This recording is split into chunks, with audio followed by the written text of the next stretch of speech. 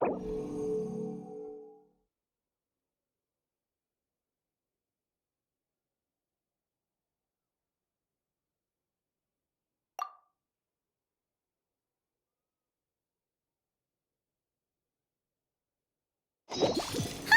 It's been a while since we visited Poisson. Maybe we should head over and have a look around.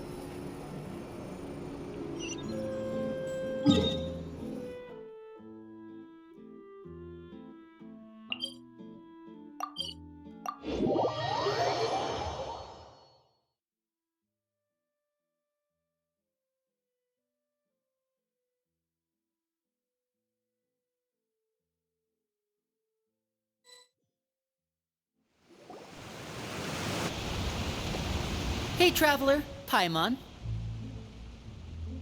Oh, Paimon knows that voice! Over here.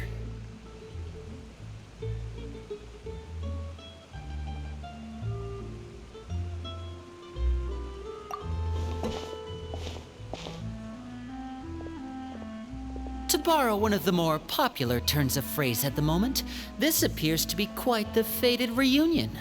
Running into you two out of the blue like this has really made my day. I certainly wasn't expecting it. You can say that again. What brings you to Poisson? Wait, Paimon's got it! You must be here for one of your magic shows, right? Actually, we've run into a bit of trouble on the home front, so Father arranged for us to stay in Poisson for the time being. Oh, are Lynette and Fremine here too? Yep, along with most of the other members of the House of the Hearth. You may have noticed Poisson seems a bit more crowded than usual. So you're saying nearly the entire organization has moved to Poisson? Sounds like you've run into way more than just a bit of trouble. What's really going on? Well... Since the two of you are so curious, perhaps I can fill in the gaps. You scared Paimon half to death! Father, you're here. You know... on second thought, maybe we don't need to know? It's all probably super confidential House of the Hearth stuff, right? We totally weren't trying to pry or anything. No need to be nervous. I could sense your genuine concern from your conversation just now. Of course, I can also understand your confusion. Sending so many Fatui here to Poisson, it's only natural that some might suspect an ulterior motive to be involved.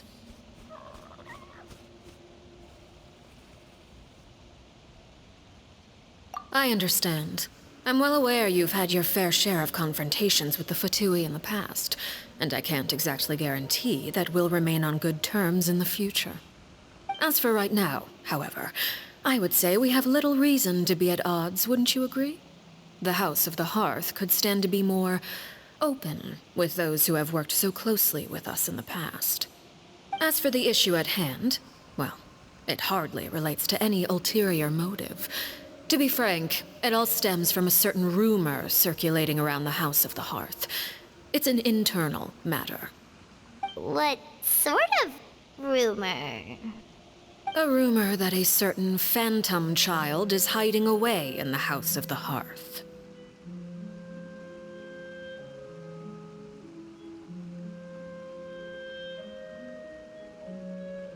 A phantom child? Ooh, just hearing the name is giving Paimon the creeps. A spirit that should have long ceased to exist is lurking in the shadows of the House of the Hearth. So I decided to bring the children to Poisson before continuing to investigate the situation. I expect I should be able to track down the spirit fairly quickly. After that, it's just a matter of resolving the situation, if you will. It shouldn't be much trouble at all. If you're curious, or if you still have some concerns, it might be advisable to stick around for a few days. I'm sure the children would be exceedingly pleased to welcome some visitors. Lenny, I'll leave you to entertain our guests. I have some matters to attend to. Of course, Father.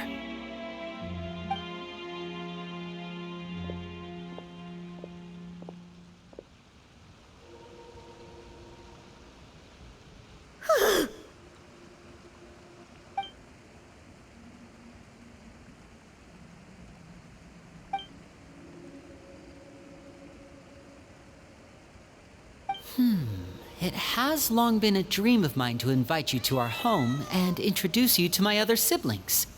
You're quite well known in the organization already.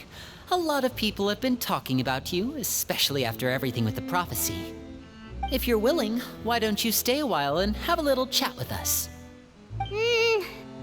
Alright. We don't have anything else to do right now anyway. But let's be clear, we're just gonna be there as guests, okay? Don't get any funny... Oh, wait a second. For your guests, that probably means we'll be treated to lots of yummy food, right?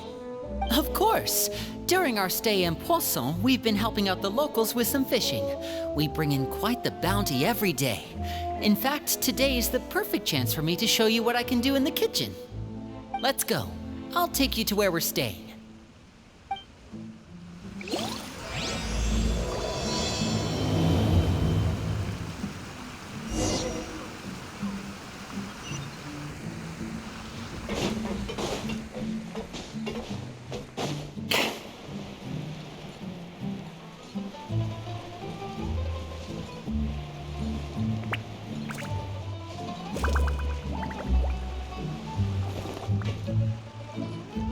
We rented this house from one of the locals to use as a temporary base.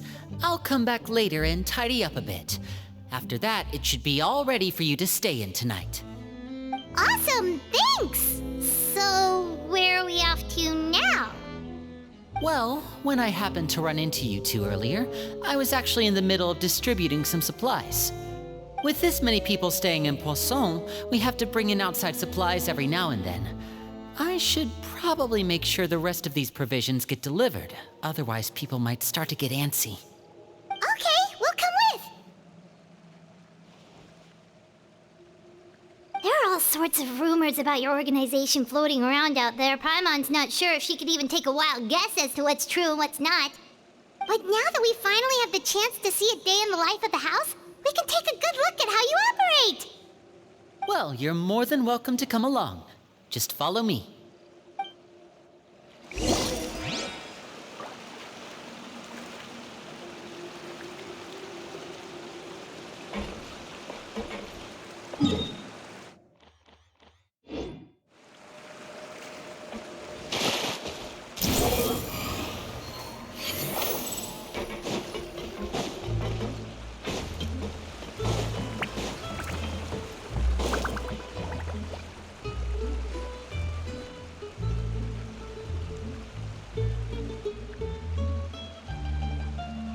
Linny, you're finally here.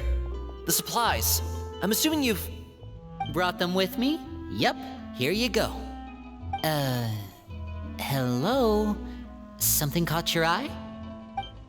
It's the Traveler in Paimon! No way! Come here, everyone! Hurry! The Traveler and Paimon are here!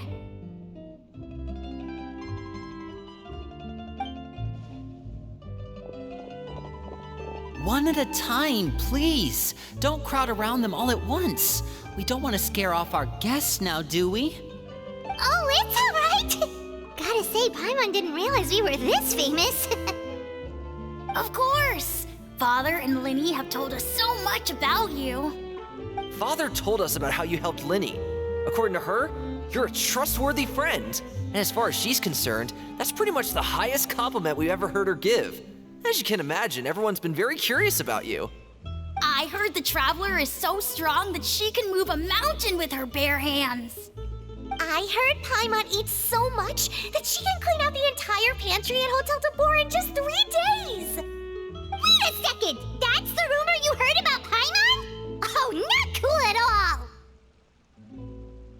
Oh, wait.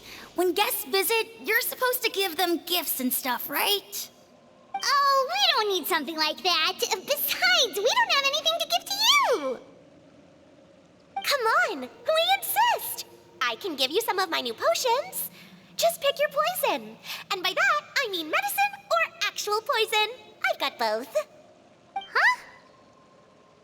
Or maybe Shaplo can teach you guys about stealth. He's super good at it. He's never been caught. Ah, now that's not a bad idea. I know you usually prefer to fight head-on, but it never hurts to expand your bag of tricks, right? When it comes to eliminating your enemies, staying quiet can go a long way. Trust me, I would know. I was poisoned not too long ago, and I'm still dealing with the after effects. So I'm not quite as good as I was before, but I can still give you some pointers. Wait, when you said gifts, I didn't think you meant poison and stealth tactics. But those are the best things we can give you. You don't like them? Ooh, how about this? Tell me the name of someone who really annoys you, and we'll teach him a lesson for you. All right, Fold, Selwar. I think that's enough suggestions for now. When it comes to being a good host, it's the thought that counts. You don't need a physical gift to make our guests happy. In fact, pestering them with suggestion after suggestion might make them more annoyed than anything. I would say your enthusiasm has certainly gotten across. Really? Awesome! It's been so long since we have had guests to play with. If there's anything you need, just let us know. Yeah, especially if it's poison or something. I've got all sorts of potions for that. Well, we'll talk to you all later. We've still got supplies to distribute. All right, see you later.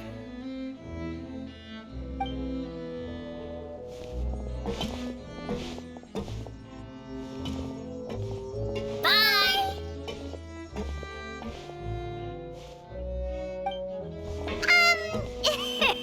Lenny, about all that poison and stealth tactics talk just now. Scared you, did it? That kind of talk comes with being part of the House of the Hearth. When Foltz was really young, he strangled all of his family pets, just out of curiosity. He was labeled a dangerous problem child and was abandoned by his family. Elwar has an unnatural obsession with potions. Father has forbidden her from trying all the different concoctions she comes up with, but she still tries to test them in secret. You really have to keep an eye on that one. Chaplot is around my age. While I'm mainly responsible for collecting intelligence, he handles surveillance. He's very passionate about his work and has no reservations about taking on some very difficult missions.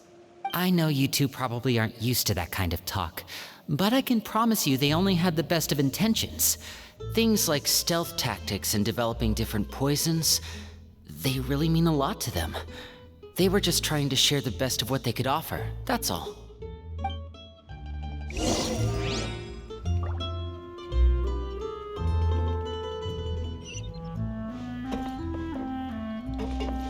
Behold!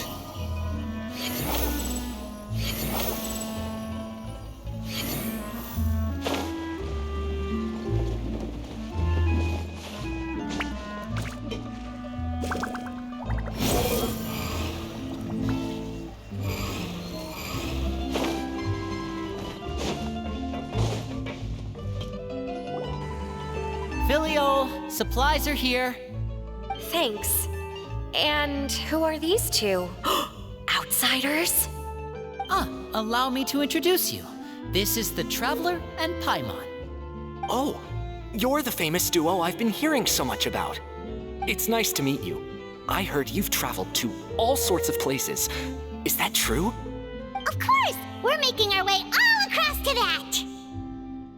Oh, good for you. You must be pretty familiar with Fontaine by now then. Have you seen the new opera that started running recently? I think it's called... The 4,000 Thieves? Oh, this is the first we've heard of it. It seems like it's going to be fantastic. From what I've been able to tell from the posters, anyway. You should definitely check it out if you have the time. Oh, and there's The Blind Maiden, too. That one is supposed to have audience interaction. Seems pretty interesting. After this mission is over, I think I'll go get a manicure. Oh, maybe I should dye my hair. Wonder how much it'll cost. Is it just Paimon, or do these two seem much easier to get along with than the others? Looks like the House of the Hearth has some normal members after all. I heard that.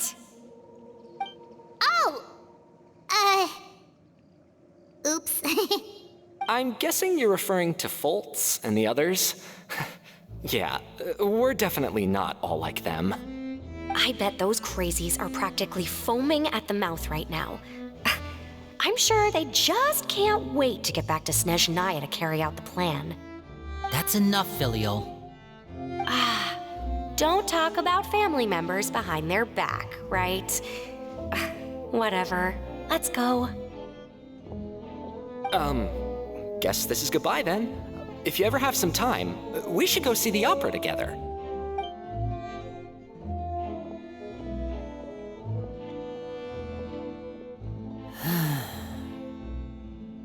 Well, that's it for the supplies. We should probably head back as well.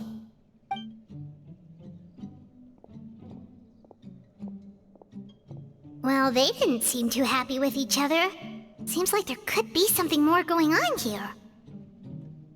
You're right. We're only here as guests after all. Oh, Linny's getting super far ahead. Come on, let's catch up.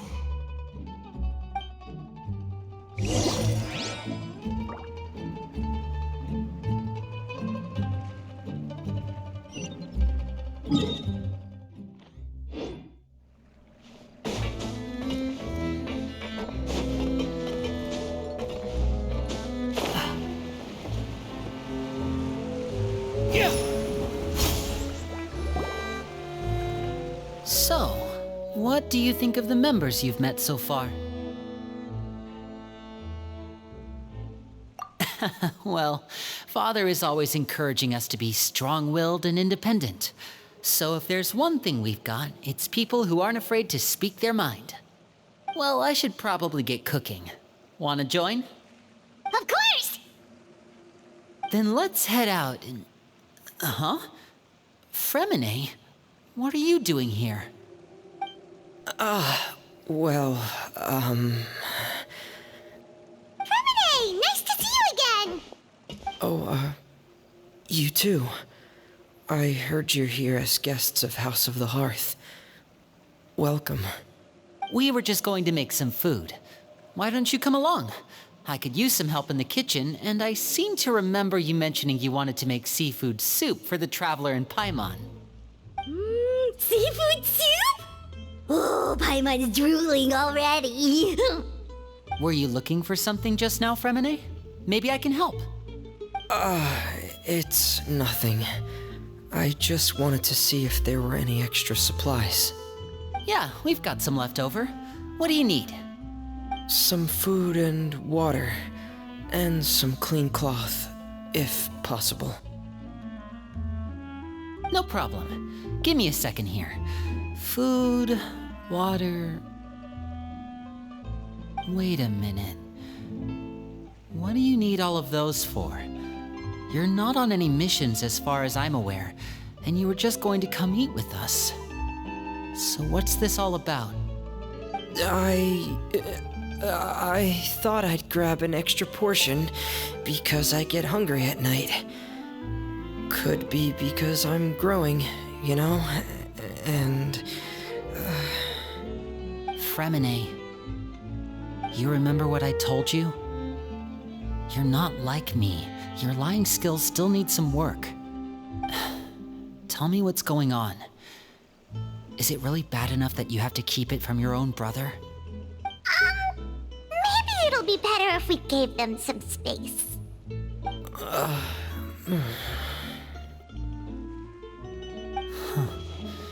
This is the first time I've seen that kind of look on your face.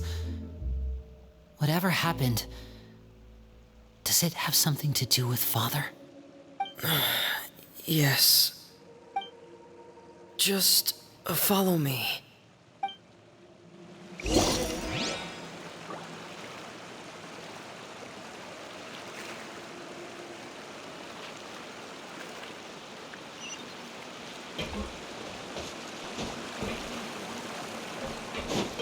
Squall and Fury!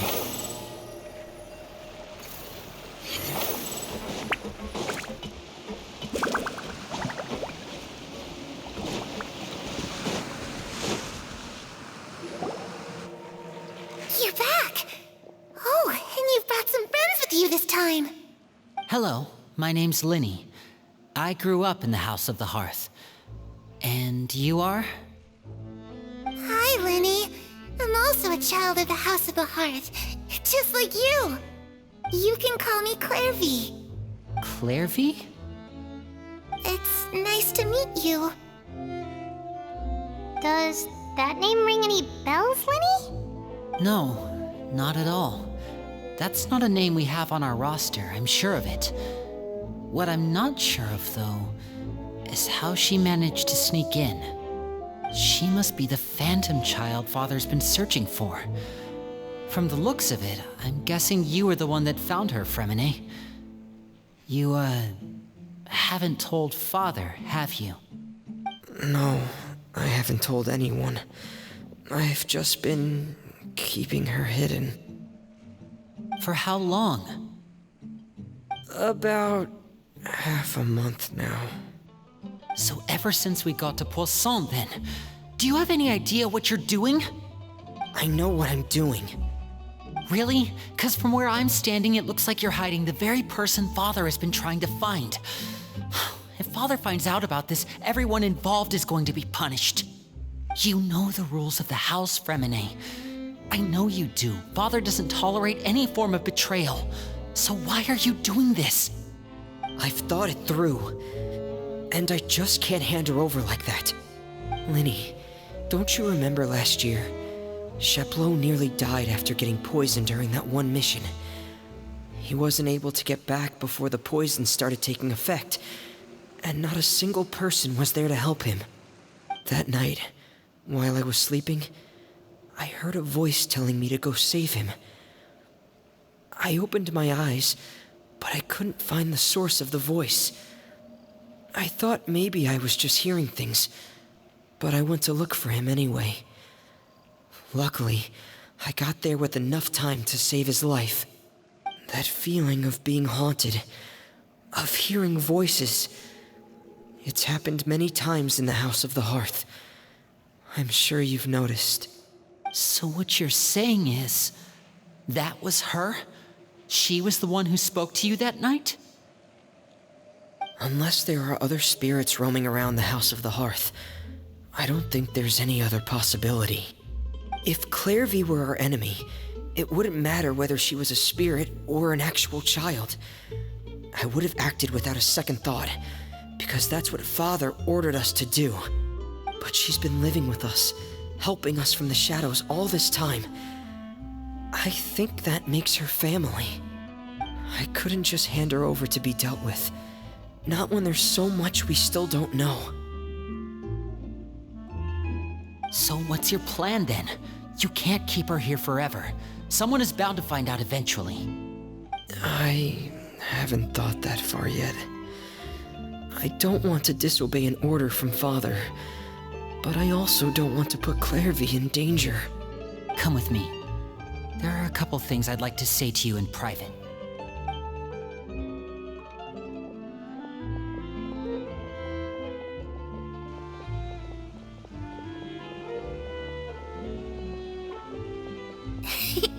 Those two sure care a lot about each other. Well, they got a funny way of showing it. From where Paimon was floating, it sure seemed like they were about to bite each other's heads off. No way! They have a really deep bond. I could tell right away, because I also have a friend like that. I just don't know how long that kind of bond can last. The darkness in the house runs deeper than you can imagine. No one can get out alive.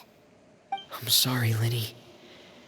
I really didn't mean to drag anyone else into this. Oh, really? You didn't mean to?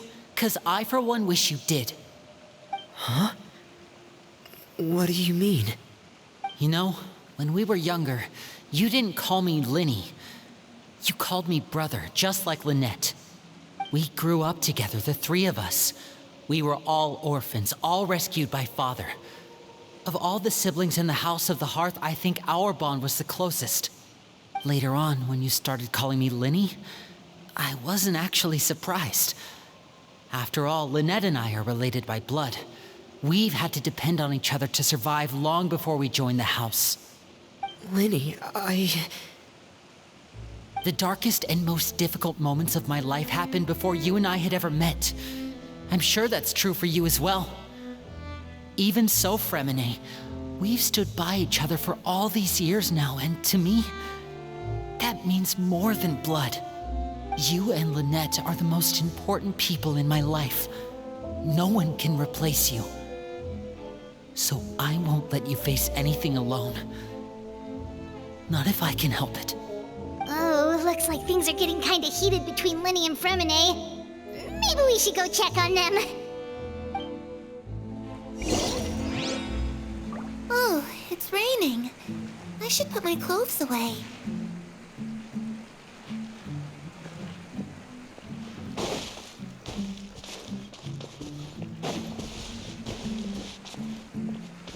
Perry?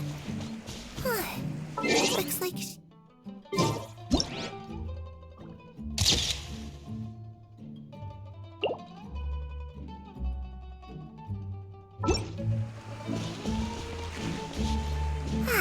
It's time to leave.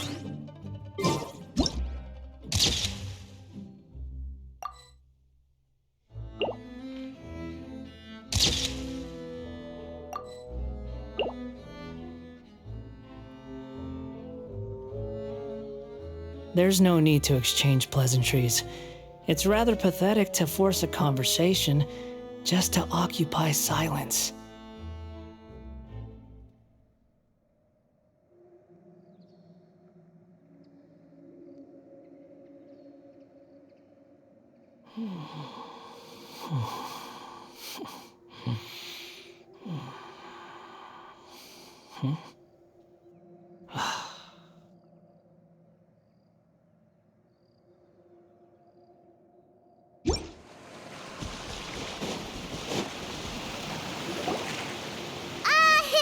Hey, you two! Hope we aren't interrupting anything. Like a fight, or... Oh, wait a minute, Fremine. You're not crying, are you? Is everything all right? everything's fine. Thanks for asking. Well, we're all friends here, right? We've been through so much together, so if there's anything we can do to help, just say the word. It's just a small family dispute. It's not something our guests should trouble themselves with. In fact, it might be better if your stay ended here.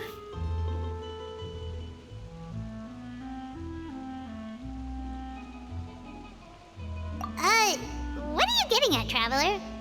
When guests are around, families are often on their best behavior. And any disputes are less likely to escalate. That's what you're trying to say, isn't it?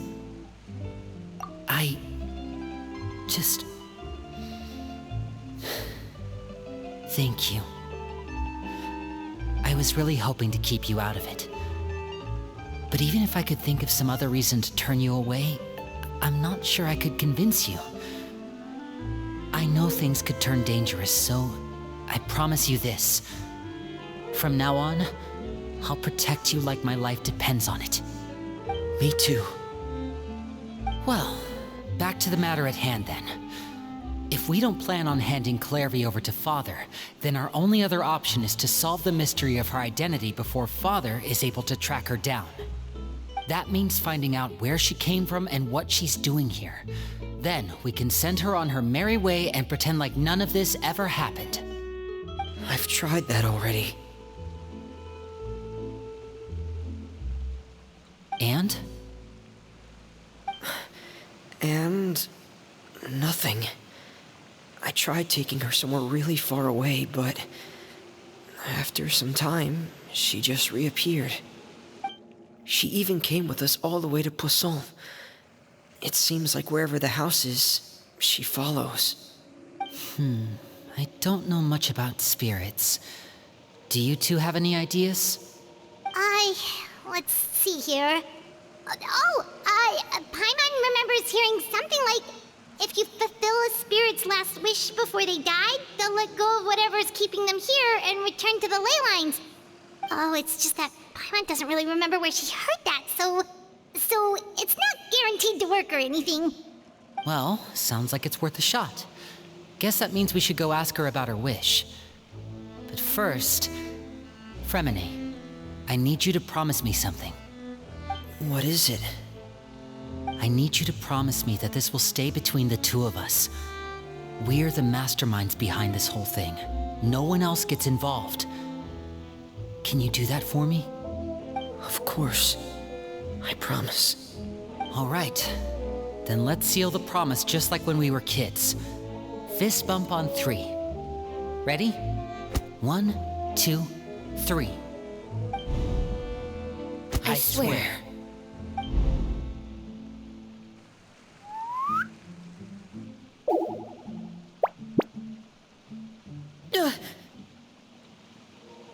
Whoa!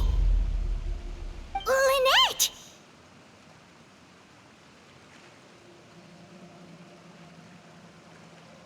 But what a surprise! What brings you here, dear sister? And, when exactly did you get here?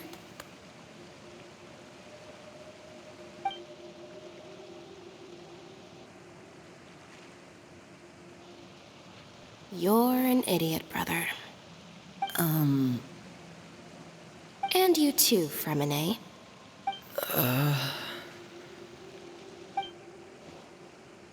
You 3, Traveler. And you 4, Paimon. Wait, what did we do? I've seen Clairvy around the House of the Hearth before. I hadn't seen her in Poisson, so I figured she must not have come with us. But it turns out, you were just hiding her. I heard you talking about your plan. Rather than steering clear of the situation, I'd rather fully join in.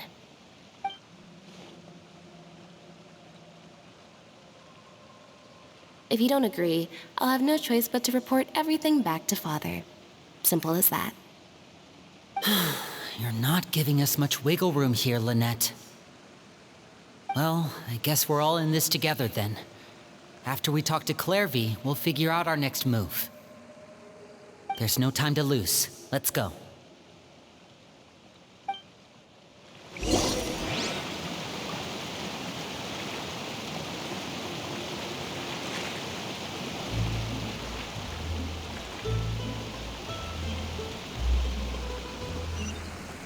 Behold!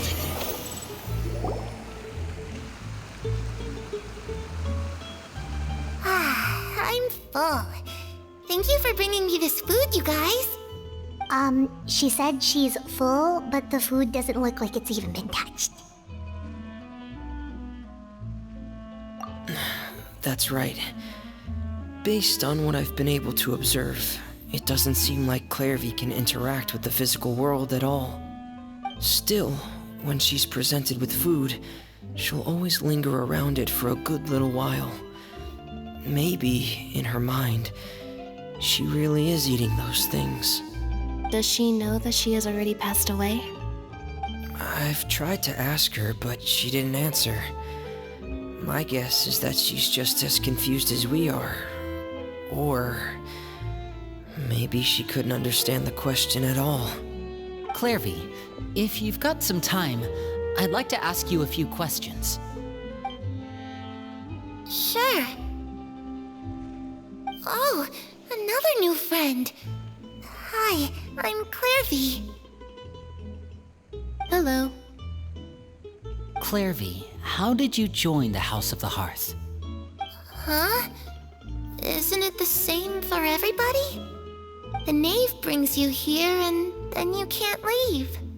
It's just that your name, it's not on the roster. And I've never seen you before. The roster? Oh, I get it now. I think there might be some things you don't know about this place. The people in charge, they're not as nice as they look. They say they keep a roster, but it's not complete. There are a lot of people who aren't on it, and never will be. In this house, some people are family, and other people are just test subjects. Those kinds of people aren't ever going to get a place on the roster. Unless It's the roster of people who've been executed. Wait, does that mean the name... She... Is there anyone that can vouch for you? Perry. She's my best friend. She's the only one I trust in this place. Have either of you heard of that name before? No. Me neither. Clairvy, Perry. Neither of those names are on the roster. But it seems like she's telling the truth. Either that, or this kid's already got a bag of tricks bigger than mine. Maybe we should try a different approach. Clairvy, do you have a wish? A wish? It can be anything you want. Just imagine. It's your birthday, you're blowing out the candles, and your wish is...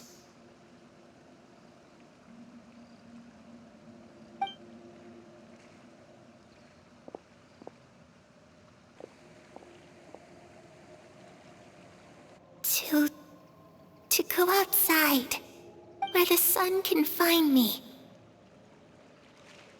That's... it? Well, that sounds easy enough. The darkness in the house runs deeper than you can imagine. No one can get out alive.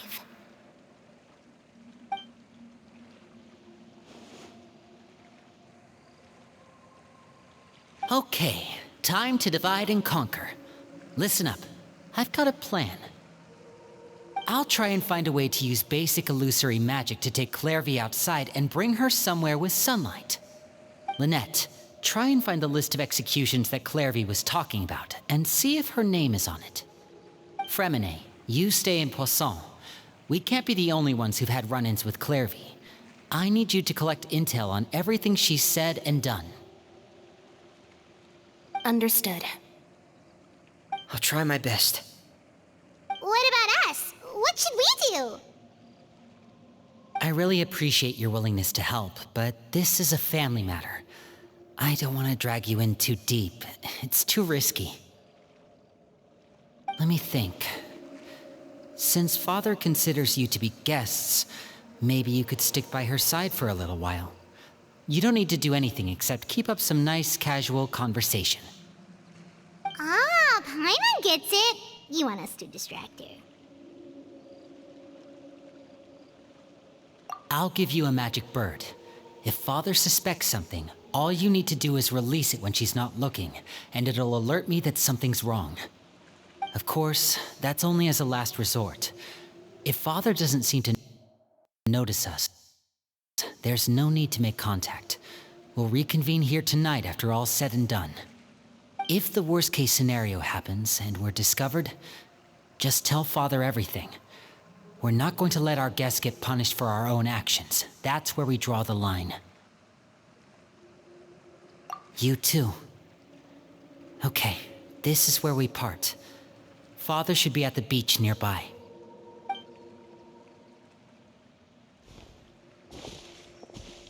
I really hope this goes well. No, it has to go well. That's the only way this can get resolved.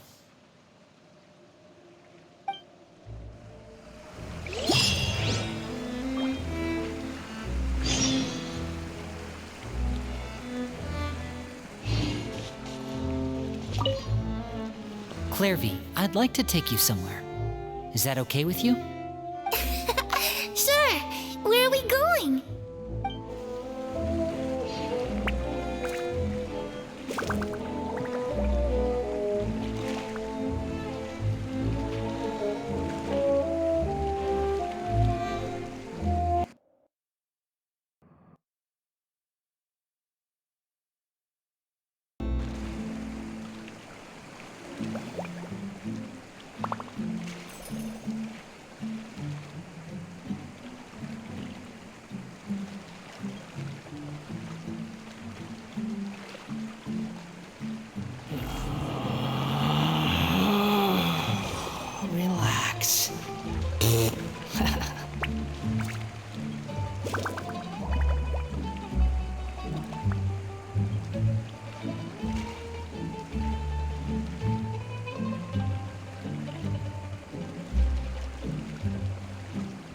There's no need to exchange pleasantries.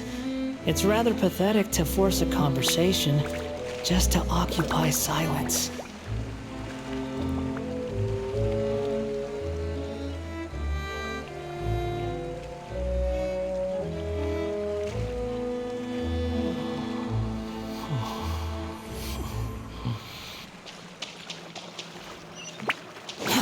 Too slow.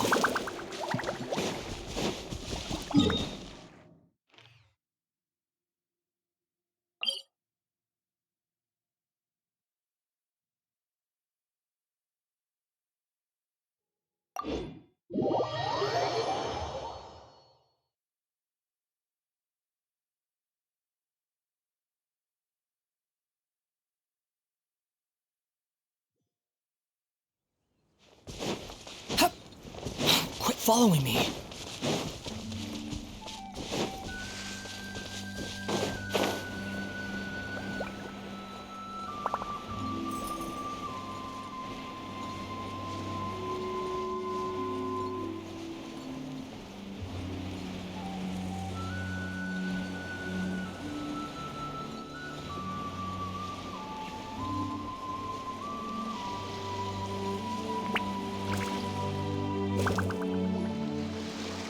It's the knave! And... child! Hey, aren't you supposed to be in Snezhnaya recuperating? What are you still doing in Fontaine? Oh, it's you two. I didn't expect to run into you here. I was unconscious for quite a while after the fight in the Primordial Sea.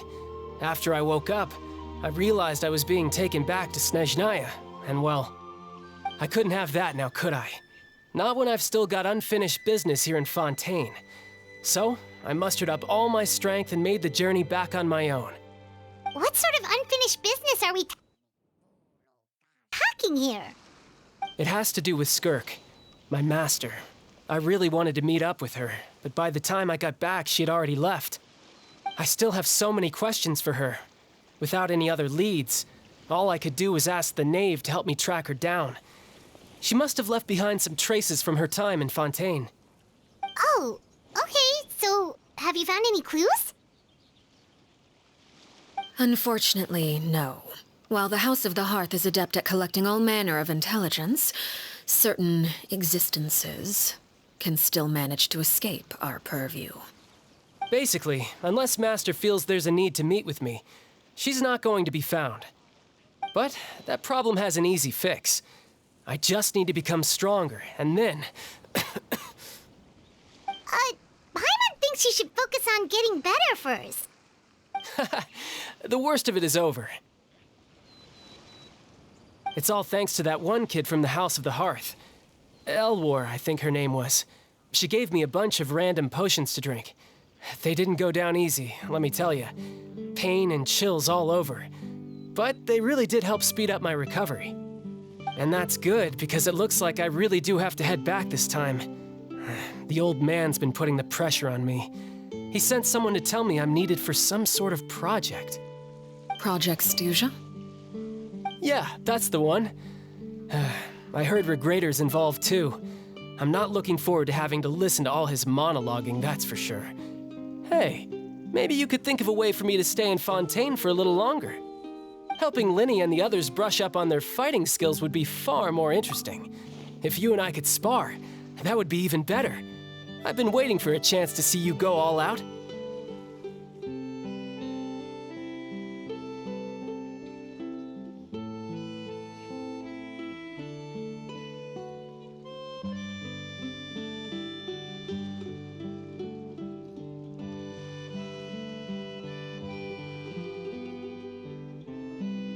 And what a sweet little daydream that is. But I also have a role to play in all this. I'll be leaving Fontaine shortly as well. Besides, considering how little they see fit to step outside the homeland, being called on to return to Snezhnaya by such illustrious dignitaries, what a great honor. Wouldn't you agree? One I could do without, I'd say. Is it just Paimon? Or does it kind of seem like they're...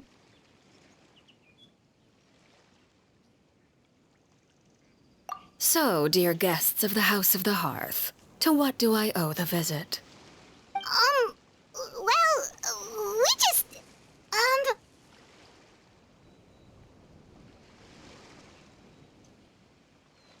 Right! We're super close to Linny and the others, but we still don't know much about you! Is that so? Introductions have already been made, have they not? Oh, well, you see? There's only so much you can learn about someone from a short introduction.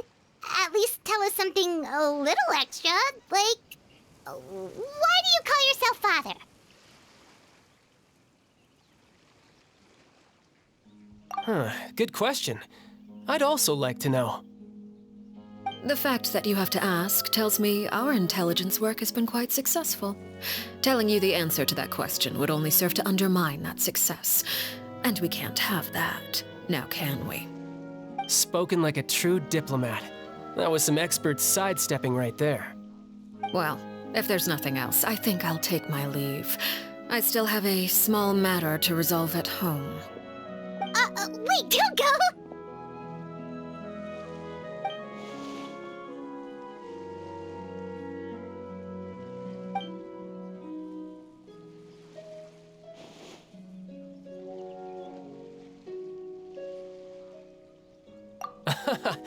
I'd also like to hear the answer to this.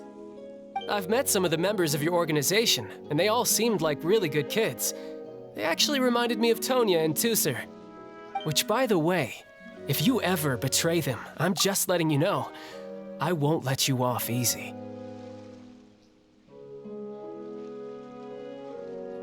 And why would I betray them? Well, you've already betrayed the House of the Hearth once, haven't you? At least, that's what I heard.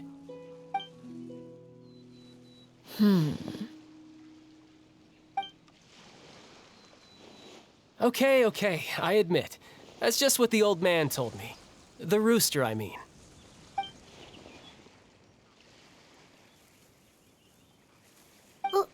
Wait, did you really do something bad to those kids? Never mind what I've done. I'm more curious as to what the mighty rooster had to say. Care to enlighten me? Ah, well, nothing much. Just some stuff about you taking out many other members of the House of the Hearth, and even going so far to attack your own family. I see. Huh. Based on your reaction, I'm guessing it's all a bunch of lies. Hardly. I don't appreciate his particular turns of phrase, but I suppose he didn't say anything untrue. Although, it would be more accurate to say that there is a certain level of prejudice involved, but I don't intend to clear that up just yet. Prejudice has a funny way of concealing the real truth behind certain things, an attribute that I find to be quite advantageous. Call yourself a Fontanian, for example, and people will assume all sorts of things, when the real truth is that this is simply the land where I was raised. Huh? You're not actually from Fontaine? But then why did you try to help out with the prophecy and everything? I was trying to protect the children born in Fontaine. Claiming that I myself was a Fontanian simply made it easier to operate. People would hardly suspect a fellow Fontanian of having any ulterior motives. Who wouldn't want to save their homeland after all? The primordial sea wouldn't have any effect on me, but it would have caused great harm to the House of the Hearth. Well, you wanted extra information, didn't you? There you go. I hope that satisfied your curiosity.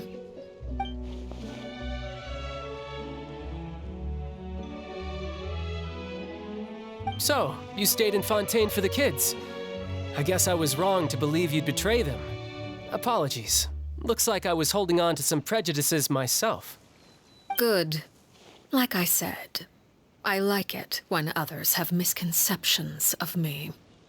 Actually, while I was recuperating at the House of the Hearth, there was something else that really caught my attention.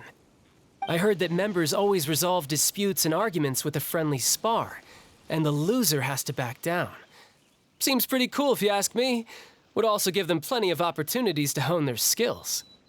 Well, that's only a recent development. In the past, such spars weren't nearly so friendly. The losing party would lose everything, including their life. They were that high stakes? Whew, at least that's not a thing anymore. Well, the current atmosphere's not half bad. I'm a bit jealous, actually. You've got so many family members around you, and you even get to live with them. Having a lot of family around means dealing with a considerable amount of bickering and scheming. Once Tonya and Tusser enter their rebellious phase, I'm sure you'll understand. Just imagine. Tusser becomes obsessed with plucking out strands from the rooster's mustache, or Tonya decides to dye her hair 42 different colors. Okay. I get the picture.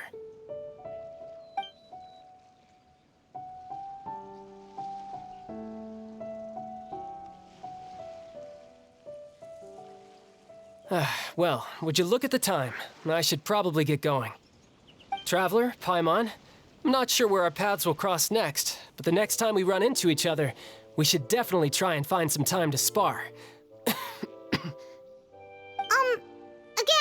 maybe this is a conversation we can have when you look less like you're gonna keel over. All right. Well, thanks for everything, Arlecchino. No thanks necessary. You also played a part in obtaining the Gnosis. I would say we can call ourselves even. I like the sound of that. Well, I'm off. See you all some other time. We should probably get going too. Do you want to head back with us? Oh? You want me to leave so soon? Oh, well, you see, I'm rather enjoying the evening breeze. If you don't mind, I think I'll stick around for a bit. I have some things to think about. Apologies for not attending to you like a proper host. Please forgive this slight. I do hope you'll have a pleasant stay. We managed to keep her distracted until nightfall. Good thing Child was there to keep the conversation going. You don't think she suspected anything, do you? Oh, I wonder if Liddy ran into any issues. Let's hurry back and see how everything went.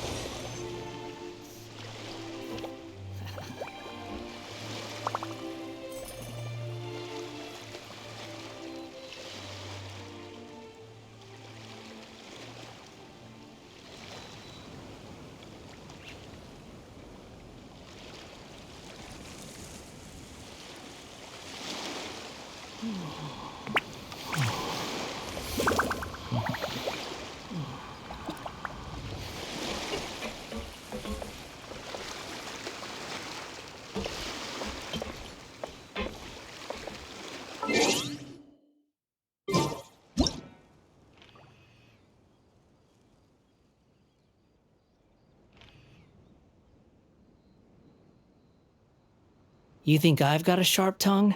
I just tell it like it is. If someone can't handle it, maybe that's their problem.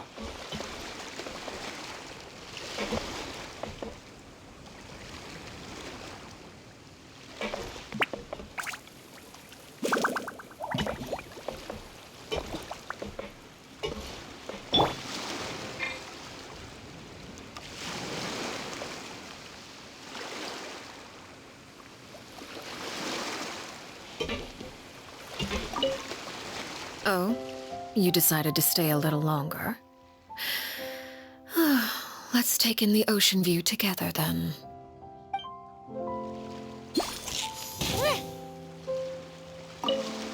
Oh? You decided to stay a little longer? Let's take in the ocean view together, then.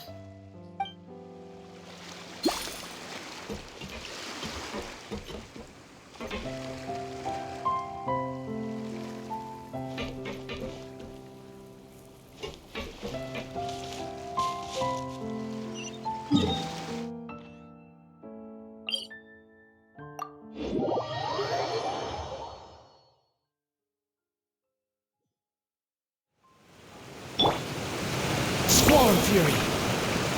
Upon the gale.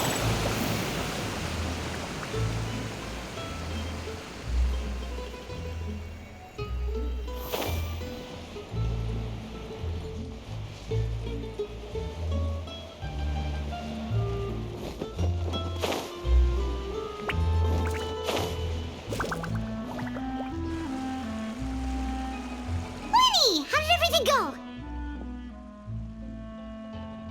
Well, long story short, we ran into a small issue. Clairvy can't go into the sunlight.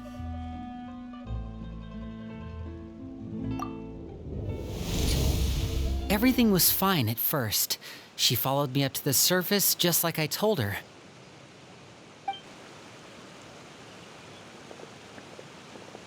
But as I led her out of the shadows and into the sunlight, she vanished.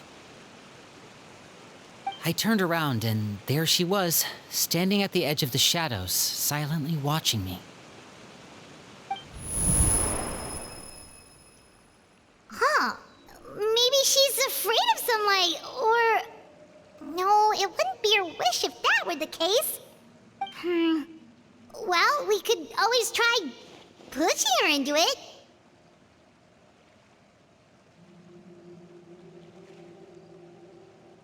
Oh, true. I've pretty much tried it all already. Nothing worked. Eventually, the sun went down, so all I could do was bring her back here. How did it go with you, Lynette? Good. I've got the list. It's right here. Really? Well, what are we waiting for? Let's take a look!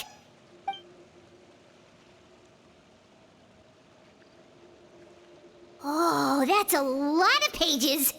Oh, it's gonna take forever to get through it all. We can each take a section. Here.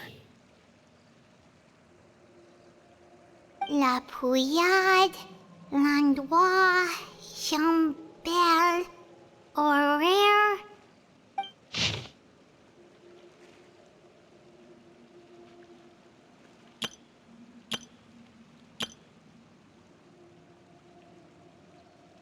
Oh, yikes.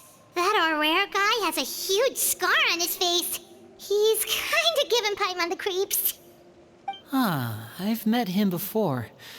The scar is from an injury he received during a mission. I still remember him joking with me about it.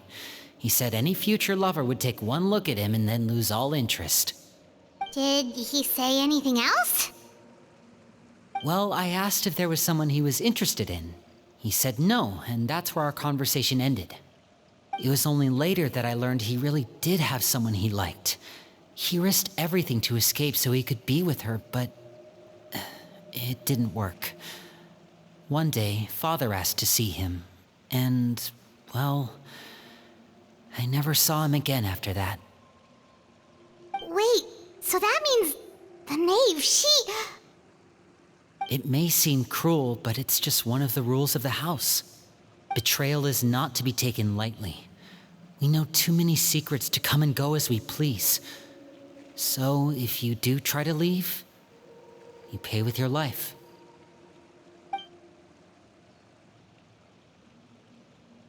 Her name's not here, huh? Well, that's not too surprising. It doesn't seem like this list is complete. It only contains records dating back around 5 years. Let's shift our attention then. Fremine, were you able to find anything out? Fremine. Sorry. I was thinking about something. I managed to talk to quite a few people, but I couldn't help but notice that the atmosphere in the house was a little... strange. Strange? Yeah, I mean, I know there have been arguments in the past, times when people haven't gotten along. Chaplot and Filiol are a good example of that. Oh, those are two of the people that we met while delivering supplies. Paimon can see how they might not get along. They had very different vibes, and their, interests seem to be pretty different as well. That's to be expected, actually. Father brought us all here, shared her knowledge with us, taught us how to fight. That's one thing we all share. But that's also where the similarities end. Not all of us feel the same desire to stay here. As members of the House of the Hearth, we're also considered part of the Fatui. And to a lot of people, that's an identity they never asked for. Certain members get older and realize they want something else for themselves. But considering the rules of the house, most people would never say that out loud. People like Chaplot and Foltz are loyal to Father and her vision. They're proud to be part of the Fatui. Filial and Nantoy, on the other hand, well, they aren't quite as enthusiastic. These kinds of conflicts have always been there. It's not like Father is in the dark about any of this. Well, that's true. But it just feels like things have gotten worse lately. Filial and the others, it seemed like they were meeting in secret to talk about something. I can't say for sure, but I think they've met Clairvy. You think she's been inciting them to act out? No, not exactly. But I wouldn't be surprised if she said something to them about the darkness in the house and how deep it runs. She's told me about it before. Experiments being run on children. People being used as pawns on the battlefield without so much as the strength to survive. And they just believed all that? Without any evidence? Clairvy's words probably gave them the excuse they were looking for. Whether they actually believe them to be true is secondary. This is all because of Project Stuja, isn't it? Whoa. Hold on a second. What's this Project Stuja all about, huh? This is the second time it's come up now. Sorry, but I'm not sure of the details either.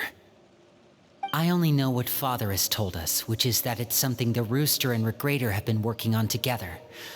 Apparently, it has to do with the Fatui's strategic plan for the future. Because the House of the Hearth was so successful in obtaining the Gnosis, we now have the honor of playing a key role in Project Stuja. Wait, but isn't that a good thing? Key role is just another way of saying dangerous role. To us, the whole thing is an inconvenience. Father thinks so too, but she's in no position to refuse. Their plan isn't exactly unreasonable, and they've been funneling the house a lot of funding. It's just that we'll lose a lot of members in the process. Participating in the plan, it's an honor in name only. What they're really trying to do is subdue us. The existence of an intelligence organization outside their control makes them feel uneasy.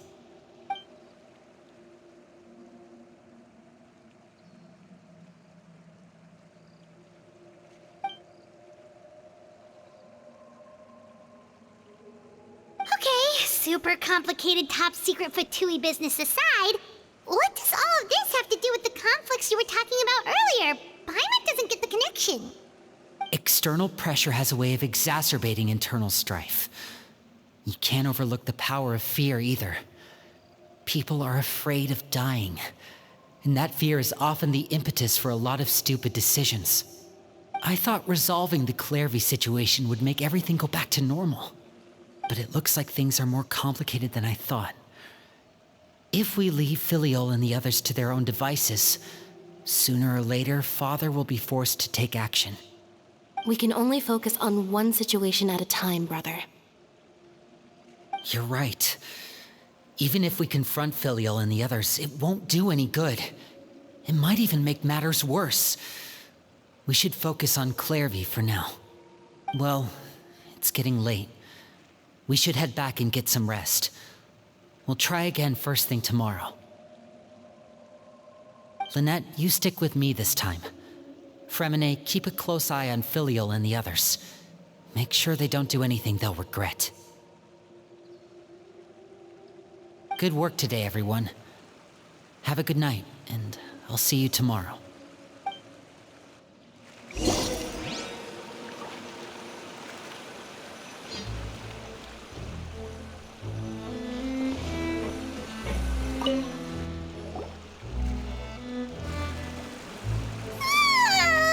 Oh, I'm always looking forward to an early night, but she can't sleep at all. Hey, you don't think the knave will be too angry with Linny and everyone if she finds out about all this, do you? She's even scary when she smiles.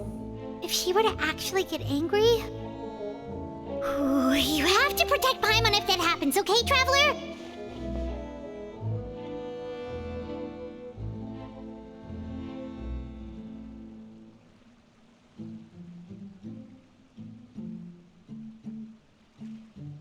Oh, well, in that case, we should just plan on running away. We'll grab Linny and the others and we can make a break for it as fast as we can. Look! Look over there!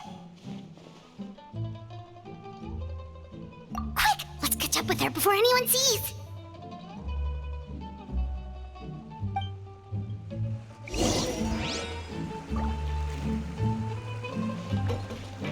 The wind rises.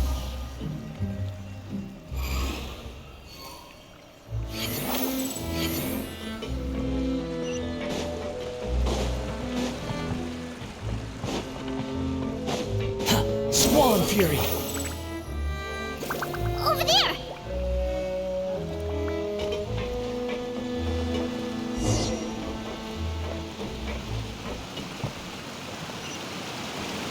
Quit following me. The wind rises. Oh, where is she going? Oh, if someone sees her, we're toast!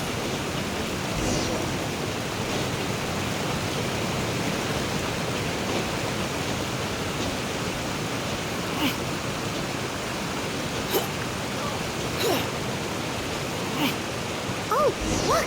She stopped!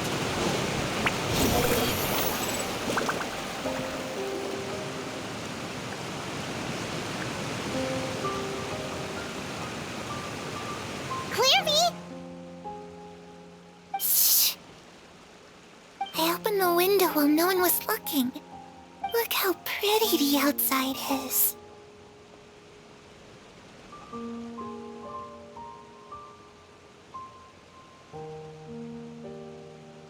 If only I could have more than this. You probably think I'm being silly, huh? All this hopeless resisting. It's better to dream of what I could have than try to make it a reality, right? Please, help us get on the same page here, Clary. We need you to tell us what you know. Can you do that? Sure. Although, after you hear all this, I think you might regret that decision. Everyone in this family is nothing more than a tool, something to be used and exploited. We're all expendable, including me. As long as you're useful, you get to stick around. Lose your value, and you're handed over to the doctor, experimented on, and given a fate worse than death. I've seen it happen again and again, and I've had enough. You're saying the knave did all that? It's just, that doesn't seem like something she would do. She's scary and all, but it seems like even she has lines she wouldn't cross. I knew you wouldn't believe me. Everyone thinks she's a good person. They all think of her like a real mother. Mother? But she doesn't deserve that title. She's disgraced it and tarnished it. And if I had things my way, I'd never see her again. If only Perry were here, she'd understand. Perry. There's that name again. Also, Paimon's getting a strange feeling. It almost feels like she's not really here with us. Paimon can't tell if she's actually talking to us or if she's mistaken us for someone else. Well, in any case, it seems like she really needs someone to talk to. We should keep her company for a little longer. She looks so young, but it seems like she's been through a lot. It's getting windy. I should close the window. Ooh, look at the moon. pretty? Hey, wanna hear a secret? I heard that if you look up at the night sky in Snezhnaya, you can see the aurora. It's supposed to be super pretty. Even prettier than the moon tonight. Perry and I promised each other that once we're older, we're gonna go see it together. But I can't find her. I'm worried she's also been... No, that wouldn't happen to her. She's special. Mother likes her a lot. We should really go talk to Mother, but we just fought. She doesn't want to see me, and I'm too scared to face her. What should I do?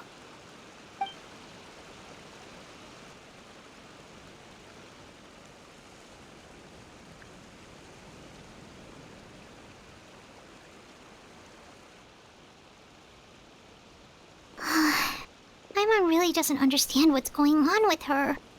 Well, let's head back. We've got an early morning tomorrow.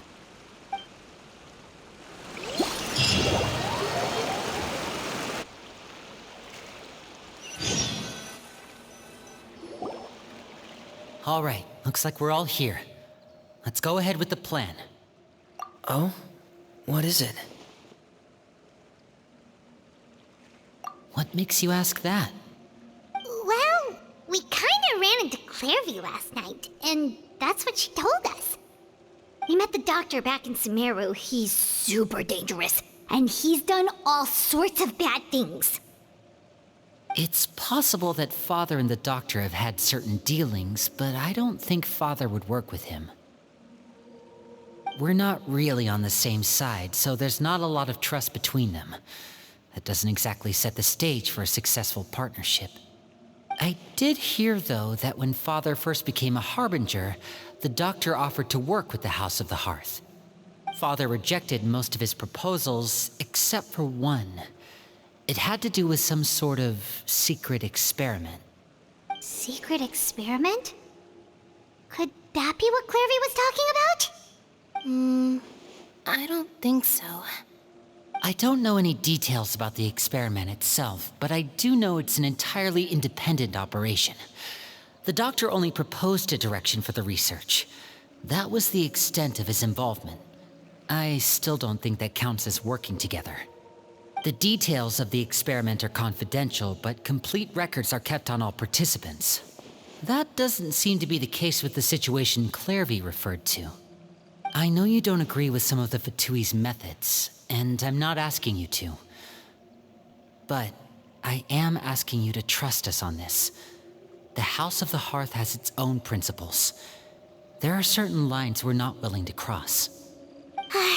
Alright, that's good to hear at least. Clairvy seems to think the Knave and the Doctor worked together to do something horrible. If that turned out to be true, Paimon doesn't know how we would even face you guys. It's just that it doesn't seem like Clairvy is lying either. The easiest thing to do would be just ask the Knave directly, but Paimon doesn't think she'd tell us. Father didn't come back last night. She's probably still near the shore. We'll be counting on you to distract her. Lynette, you're with me. Fremine, you know what to do. Be on your guard, everyone. All right, let's get to it.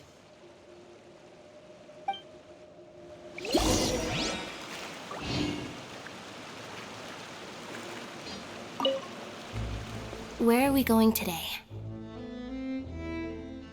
Let's try somewhere further away this time.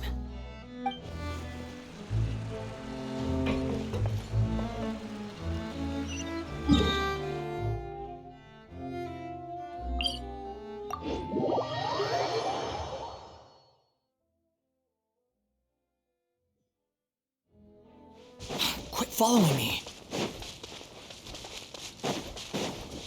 Squall and Fury!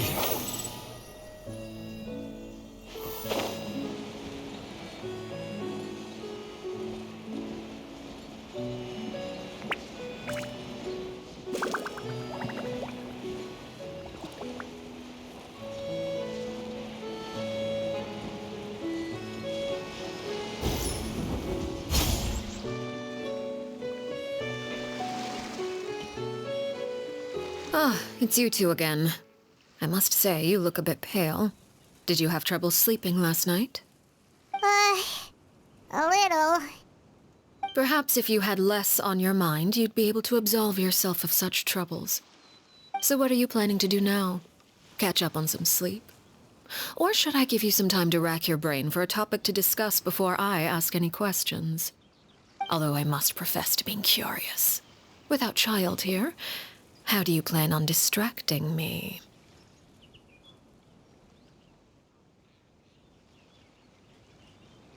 Us? Distract you? A good one. But no, we were just here for a chat. Looks like you could have used some extra time to think. No matter. If you don't have any other plans, why don't you accompany me somewhere? Don't worry. I'll be sure to steer clear of any scheming children. The ocean breeze is sure nice today.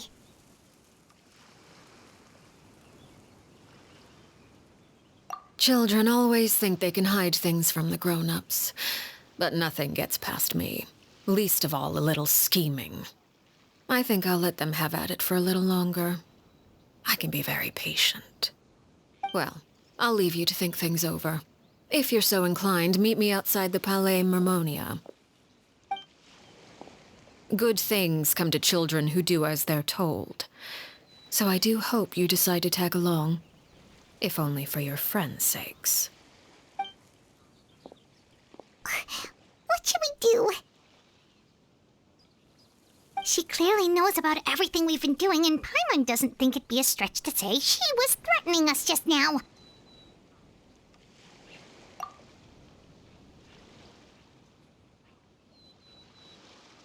Oh, good idea. Hopefully he sees it in time. Well, we should probably head to the Palais Mermonia. Paimon doesn't want to find out what happens if we don't show up. Based on what the knave was saying just now, it sure didn't seem like it'd be anything good. Okay, then we probably shouldn't keep her waiting. It seems like Linny and the others are on thin ice, so let's do our best to not get them in any more trouble.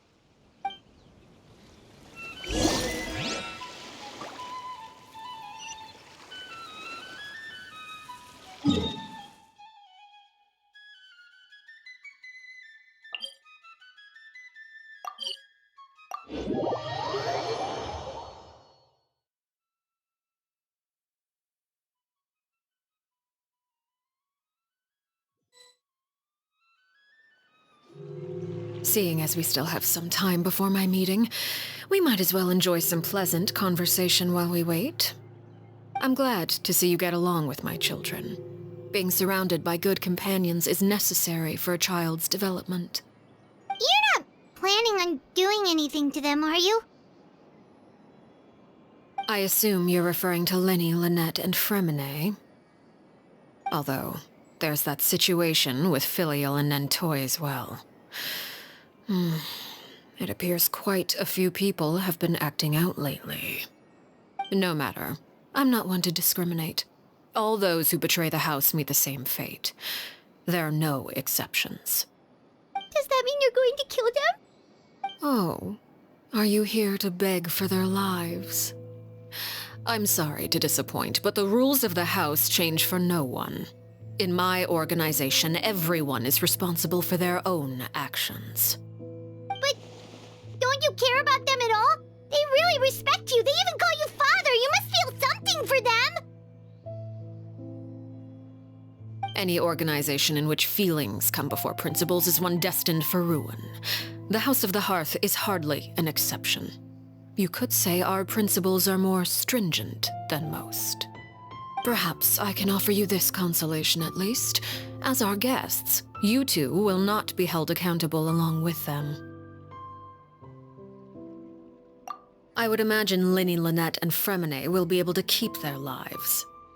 As for Filial, Nentoy, and the others, I'm afraid there's little I can do. They can try to escape, but once you know our secrets, there's no getting out alive. But that's awful. Ah, you seem concerned. Out of consideration for my guests, I suppose I could turn a blind eye for a little longer. If Linny and the others manage to dispose of Clairvy in the meantime, all evidence of their wrongdoing will be lost. In that case, I could hardly punish them for something I couldn't prove.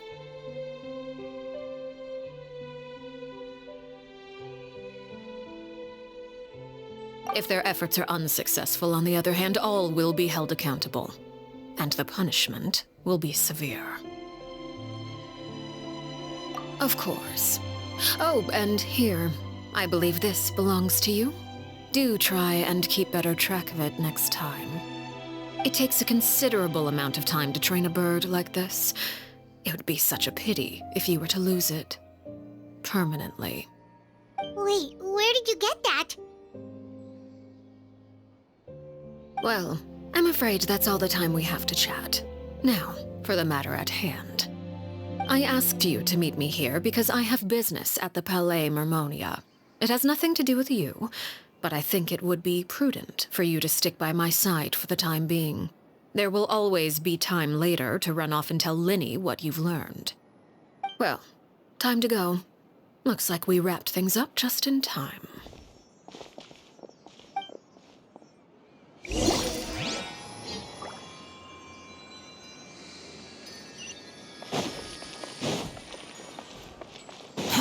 Too slow.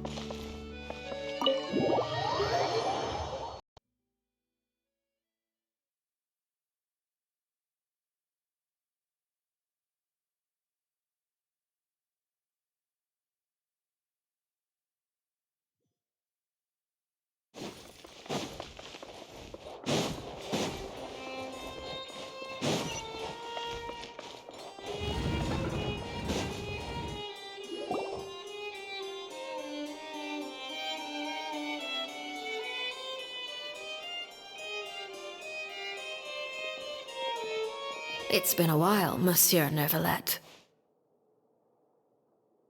I must say, I wasn't expecting my meeting request to be approved quite so quickly. The Palais Mermonia operates with an efficiency worthy of admiration. It is only right that an esteemed diplomat such as yourself should be afforded the proper level of respect. Although, if I may speak plainly, I must confess that I did not anticipate we would have the occasion to meet again after presenting you with the Gnosis. I see you've brought the Traveler and Paimon with you as well. If I may inquire as to the purpose of your visit. I'll be departing Fontaine shortly. There is, however, an outstanding matter that I would like to see resolved before I go. It requires a rather lengthy explanation, I'm afraid. So I took the liberty of explaining everything in this proposal. Please review it at your leisure, Monsieur Neuvillette.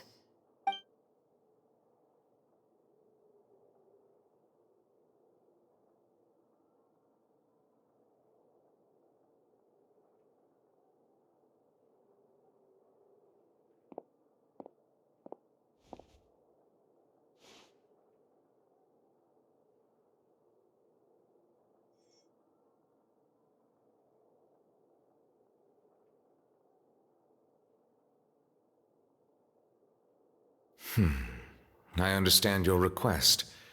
However, at the risk of causing offense, I must admit that I fail to see why you would wish for such a thing. I heard you have a certain fondness for water tasting, Monsieur Neuvillette, so allow me to use water as an analogy. A family is like a large body of water with countless rivers flowing in and out. As someone who watches over this system, I would hope that each river that flows from the source will eventually reach the ocean. Of course, objectively speaking, I know this is impossible. Most of the rivers will dry up along the way, disappearing into the ground and leaving nothing but a barren riverbed behind. Not all rivers are destined to reach the ocean, but I would not see their existence rendered meaningless.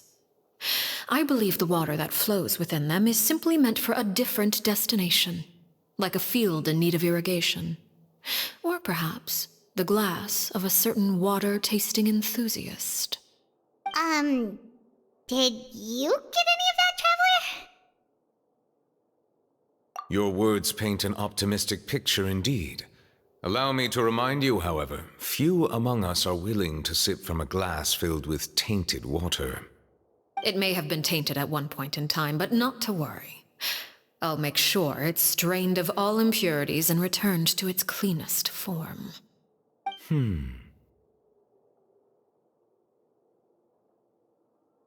I seem to recall there being a transactional aspect to your proposal. Perhaps you could expound on that? If you accept my proposal, Monsieur Neuvillette, I will gradually withdraw my forces from Fontaine. And, unless absolutely necessary, I will no longer carry out any special missions within Fontaine. I presume I can take your words to mean that, in the future, cases similar to the Tartuffe assassination will cease to cross my desk? Tartuffe? Ah, that thief who embezzled funds from all those charities, you mean? My deepest condolences to his family, but without any evidence, I cannot imagine how the House of the Hearth might have been involved in his passing. Of course, if you accept my proposal, Monsieur Neuvillette, I'm sure certain measures could be taken to reduce the frequency of such troubles. You choose your words carefully indeed. In that case, I am inclined to accept your proposal. My thanks for your generosity, Monsieur Neuvillette. Well, with that settled, we should be going now. I took the liberty of bringing along 2 bottles of spring water from Snezhnaya for you to enjoy. I do hope I get the chance to hear your impressions. Perhaps at our next meeting? Yes? Indeed. I trust you would not overlook your commitment in the meantime. All right, Traveler Paimon. Time to go.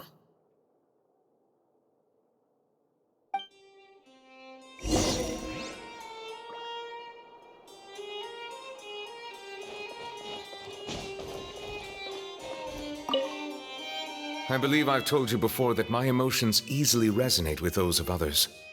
Yet in the few meetings I've had with that Harbinger, I haven't been able to sense any aspect of her emotional state. Her mind is like a still body of water. Who knows what darkness lies in its depths, and the lack of ripples on the surface gives nothing away. It's unclear whether this is her natural state of being, or whether it's an incredible strength of will that gives her the ability to master her emotions. Either scenario, however, suggests she is a very dangerous individual. I do not expect an explanation as to why you two are by her side. Whatever your reasoning, I would only advise you to take caution.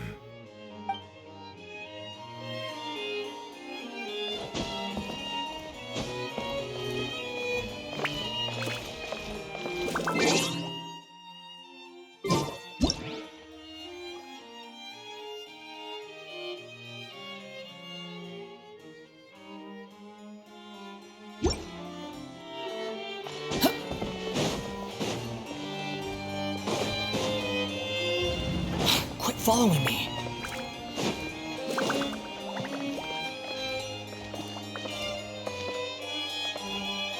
But that's just standard procedure.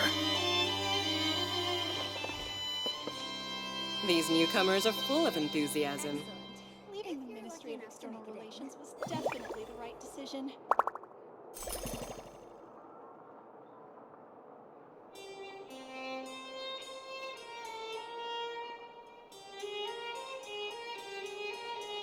But that's just standard procedure.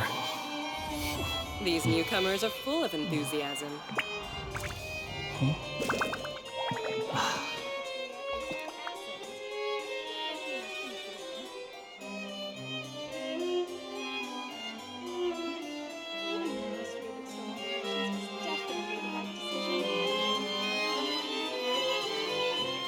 There's no need to exchange pleasantries. It's rather pathetic But to force that's a just conversation standard just procedure. to occupy silence.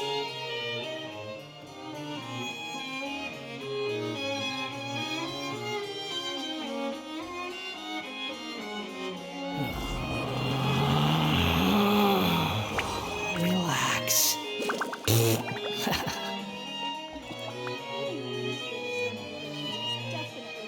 But that's just standard procedure.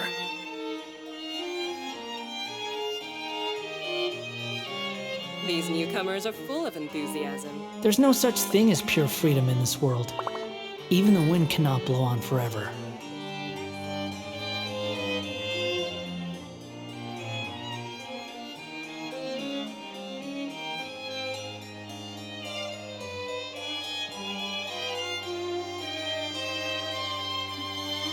But that's just standard procedure. Relax. These newcomers are full of enthusiasm. Is excellent if you're lucky enough to make it in.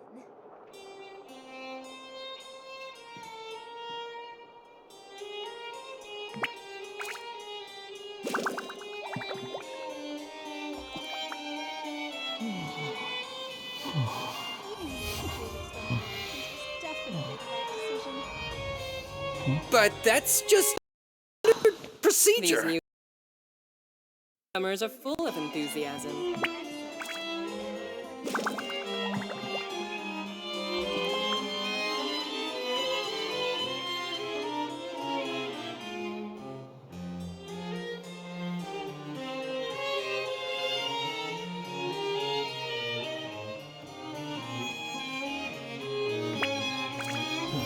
But that's just standard procedure.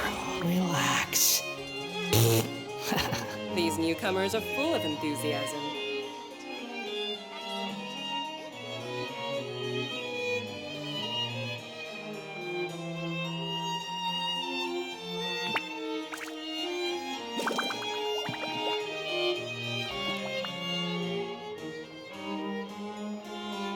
There's no need to exchange pleasantries. These newcomers It's rather are full of pathetic to But force that's a just conversation standard just procedure. to occupy silence.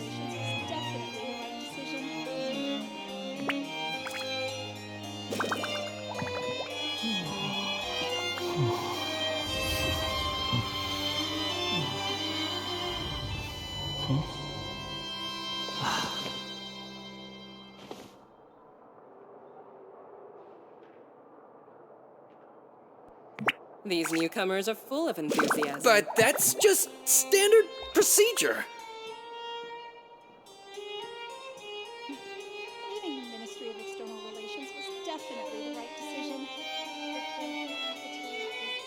You think I've got a sharp tongue? I just tell it like it is. If someone can't handle it, maybe that's their problem. These newcomers are full of enthusiasm.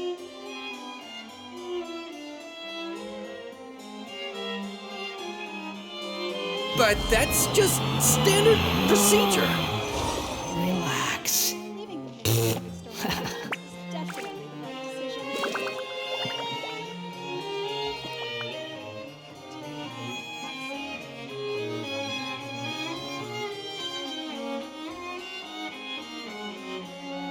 These newcomers are full of enthusiasm. But that's just standard procedure.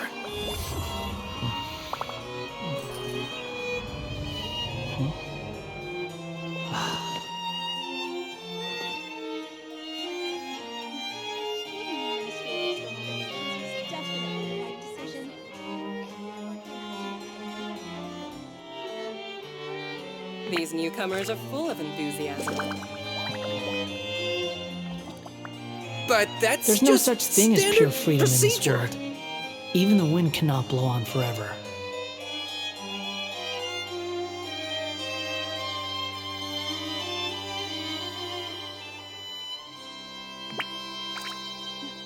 Leaving the Ministry of External Relations was definitely the right decision.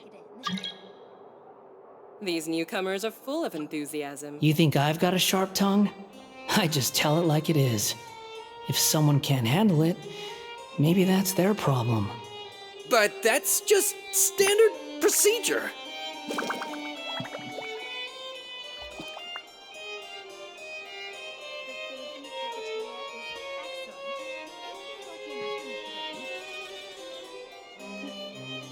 These newcomers are full of enthusiasm. Relax.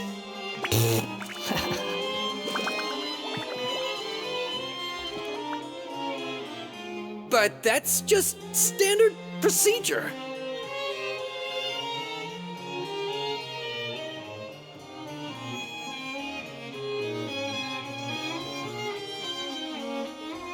There's no These need to newcomers are exchange full of pleasantries. enthusiasm. It's rather pathetic to force a conversation just to occupy silence.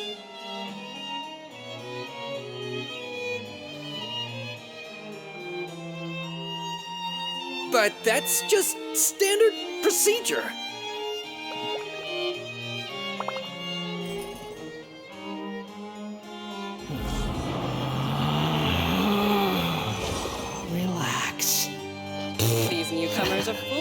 enthusiasm. Leaving the Ministry of External Relations was definitely the right decision. But that's just standard procedure.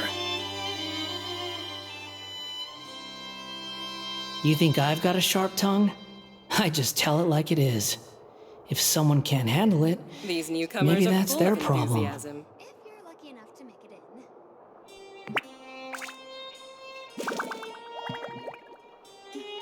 Leaving the Ministry of External Relations was definitely the right decision. But that's just standard procedure.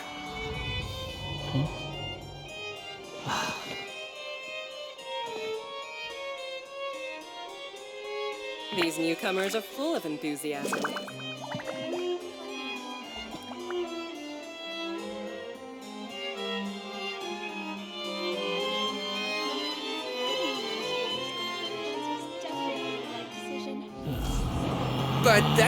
But that's just standard procedure. Relax.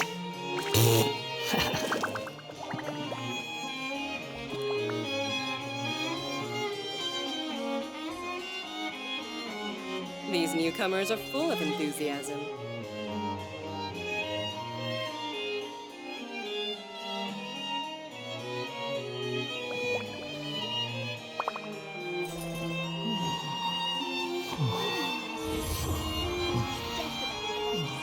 But that's just standard procedure.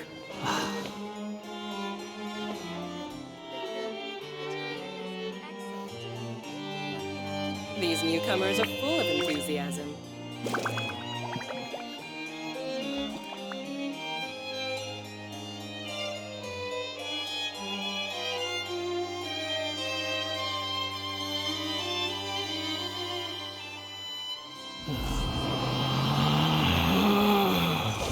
Relax.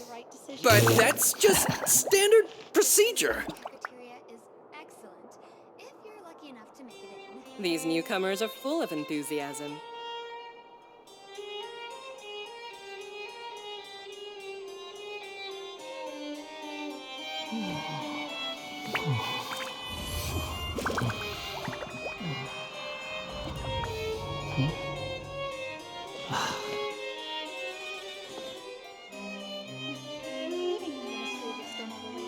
But that's just These standard newcomers are full procedure. of enthusiasm.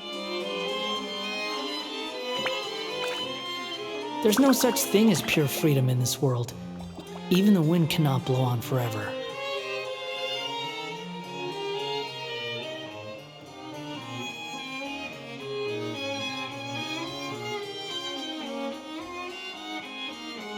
But that's just standard procedure.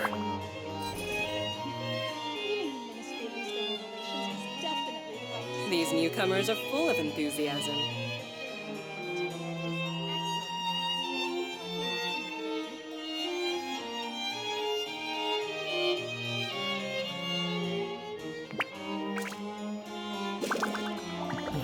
But that's just standard procedure. Relax. These newcomers are full of enthusiasm. Leaving the Ministry of External Relations was definitely the right decision.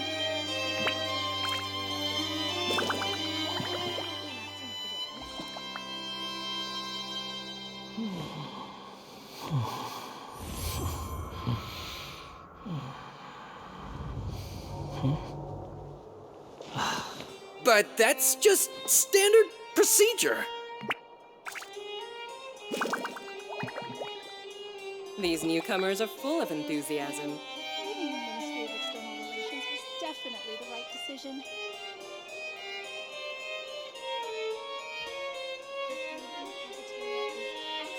There's no need to exchange pleasantries. It's rather pathetic to force a conversation just to occupy silence. But that's just standard These procedure. newcomers are full of enthusiasm.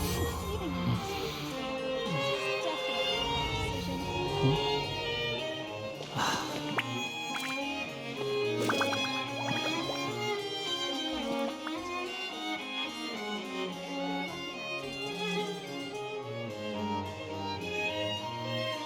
But that's just standard procedure.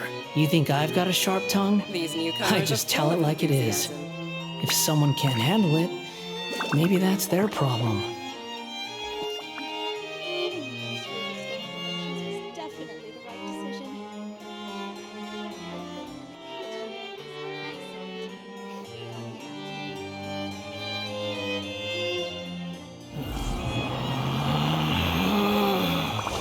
Relax. But that's just standard procedure. These newcomers are full of enthusiasm. Leaving the Ministry of External Relations was definitely the right decision. The food in the cafeteria is excellent, if you're lucky enough to make it. There's no such thing as pure freedom in this world. Even the wind cannot blow on forever. But that's just standard procedure. These newcomers are full of enthusiasm. Leaving the Ministry of External Relations was definitely the right decision.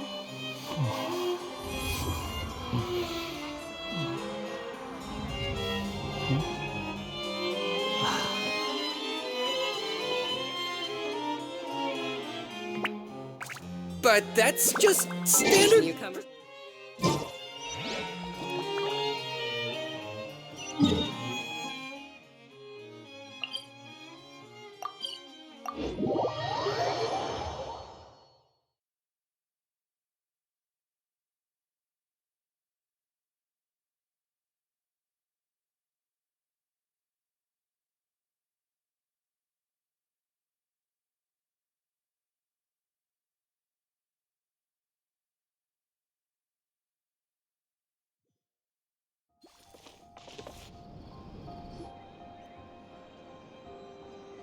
So, what exactly were you talking about back there?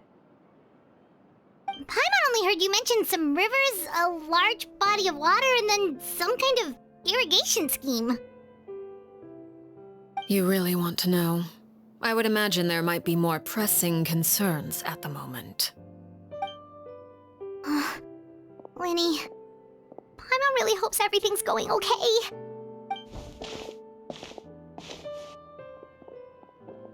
Oh, Paimon recognizes that look. You've got your thinking cap on, don't you, Traveler?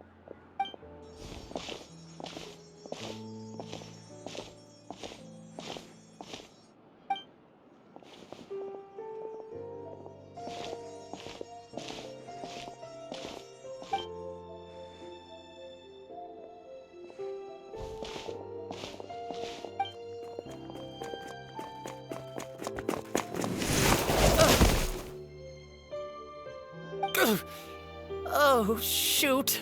Are you alright? Oh, jeez. I'm so sorry. I was so focused on selling these papers, I wasn't looking where I was going. Well, let me make it up to you at least. Here, take this paper. On the house.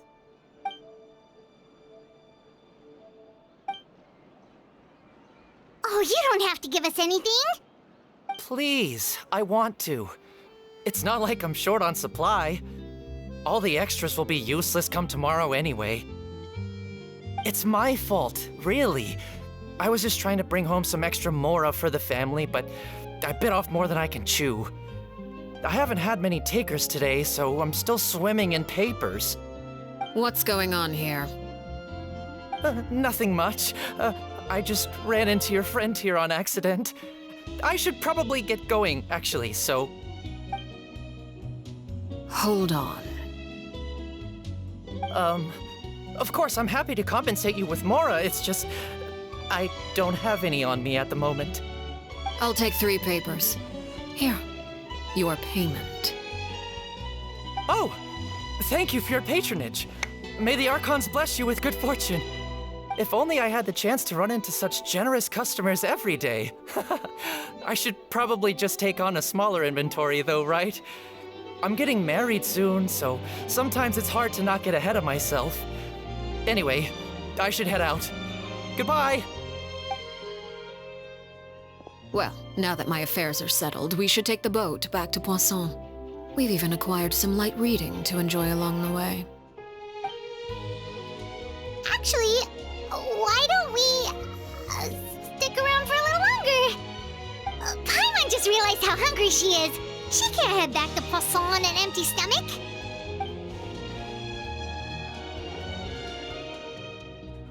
It appears you two are under the impression that delaying our return will somehow alter the situation in your favor. I'm sorry to ruin your fantasy, but your efforts are meaningless. That being said, I could be persuaded to give Linny some extra time. I just have one condition. If you agree to my request, I'll even answer some of your questions. You're quite curious about Clairvy, are you not? And my relationship to her. Wait, why are you being so generous all of a sudden? You're not gonna ask us to do something bad, are you? You overestimate yourself. You don't have the talent for bad things. Then what can you possibly... The most important consideration in a negotiation is that both sides receive something they want. Demands and threats only get you so far. Wonderful. Here it is. When the time comes, make the choice that you deem most appropriate in the situation, and lend your help to the House of the Hearth. Okay, sounds normal enough. But what do you mean, when the time comes? When is that supposed to be? That is for you to decide. Then we have a deal. Follow me.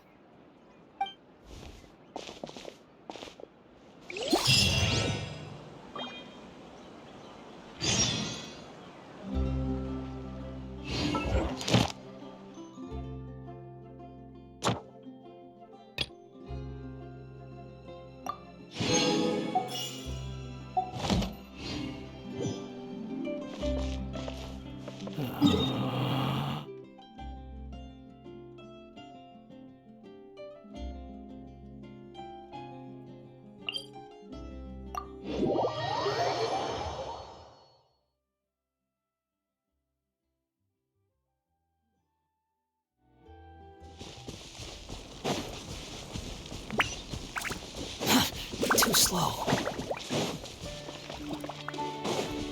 Huh. Quit following me.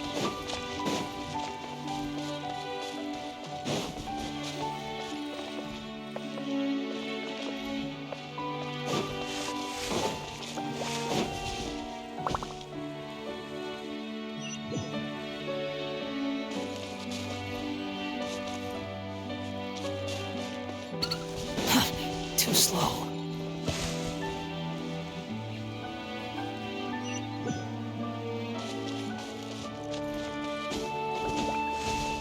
Quit following me.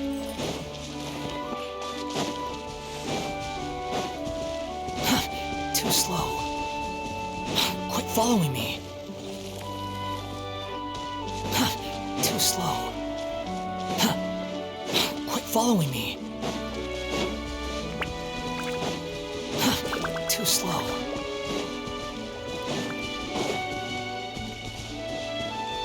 Quit following me.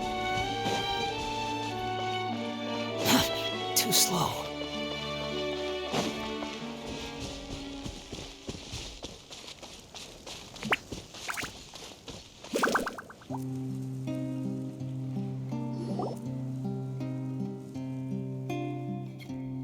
What is this place? Somewhere long forgotten by everyone. It used to be a grand building. Now it's nothing more than a pile of rubble. No one comes here anymore, nor does anyone care about what once happened here. Although, this place does have something to do with the story I'm about to tell you. It was before I became a Harbinger, and before Linny and the others joined the House of the Hearth. Due to certain events, I first killed Clairvy and then her mother.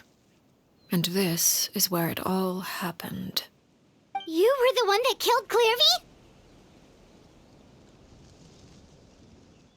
Patience now. Allow me to explain Clairvy's side of the story first.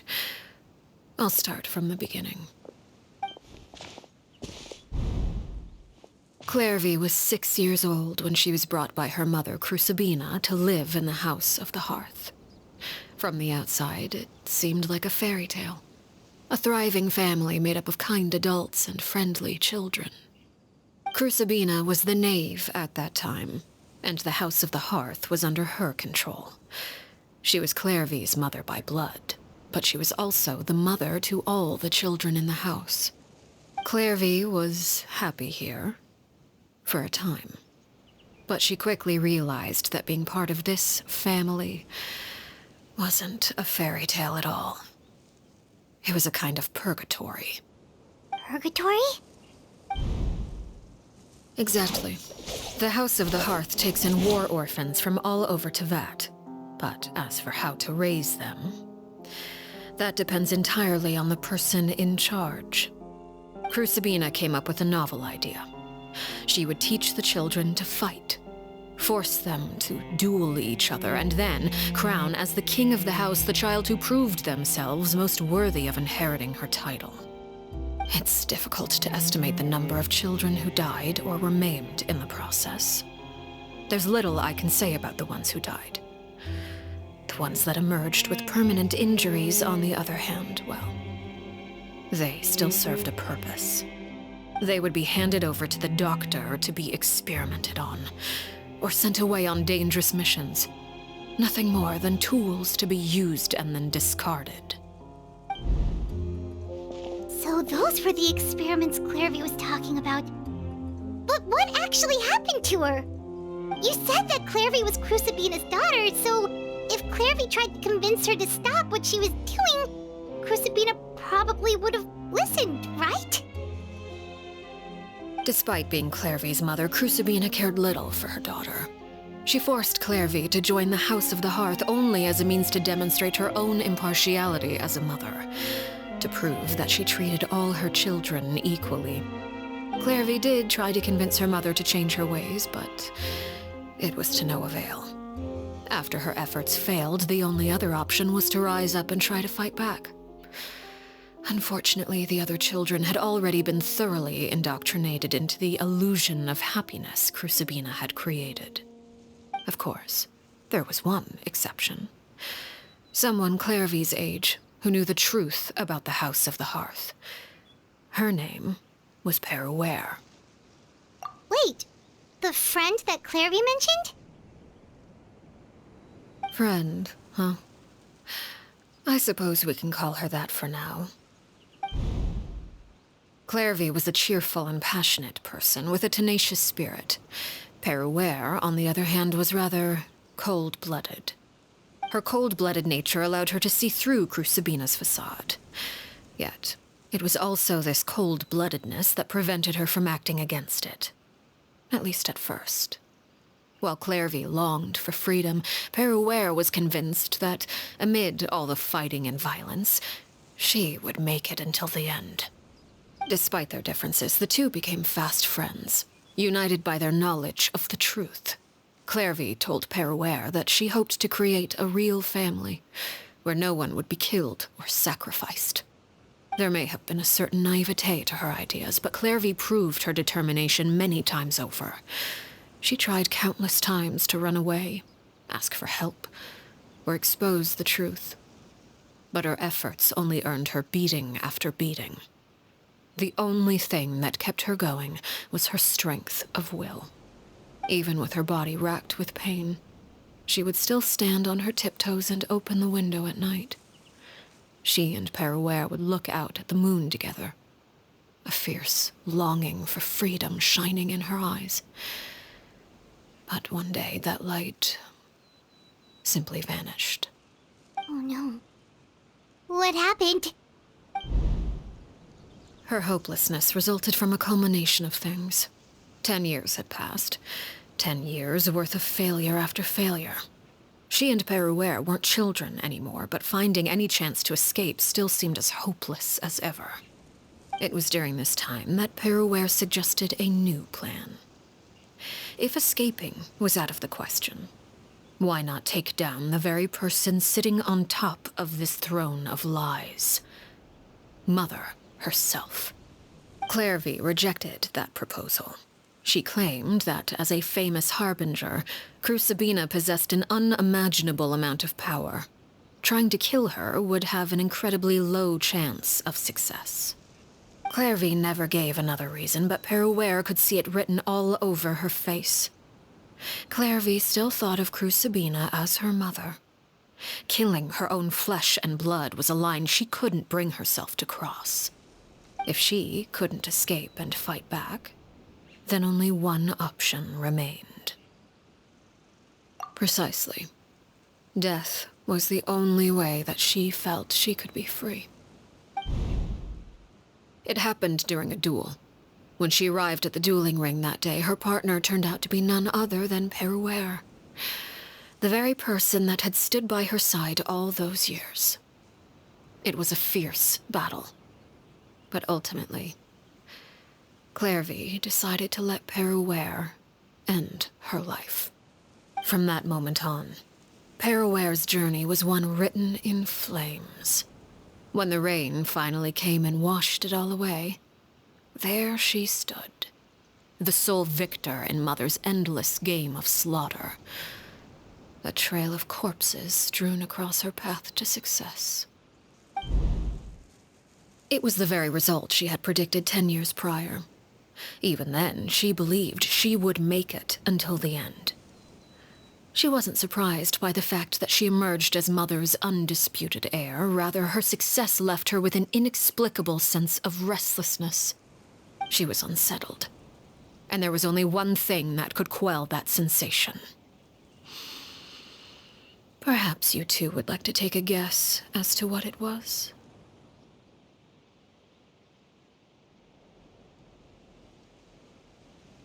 Crucibina, you mean?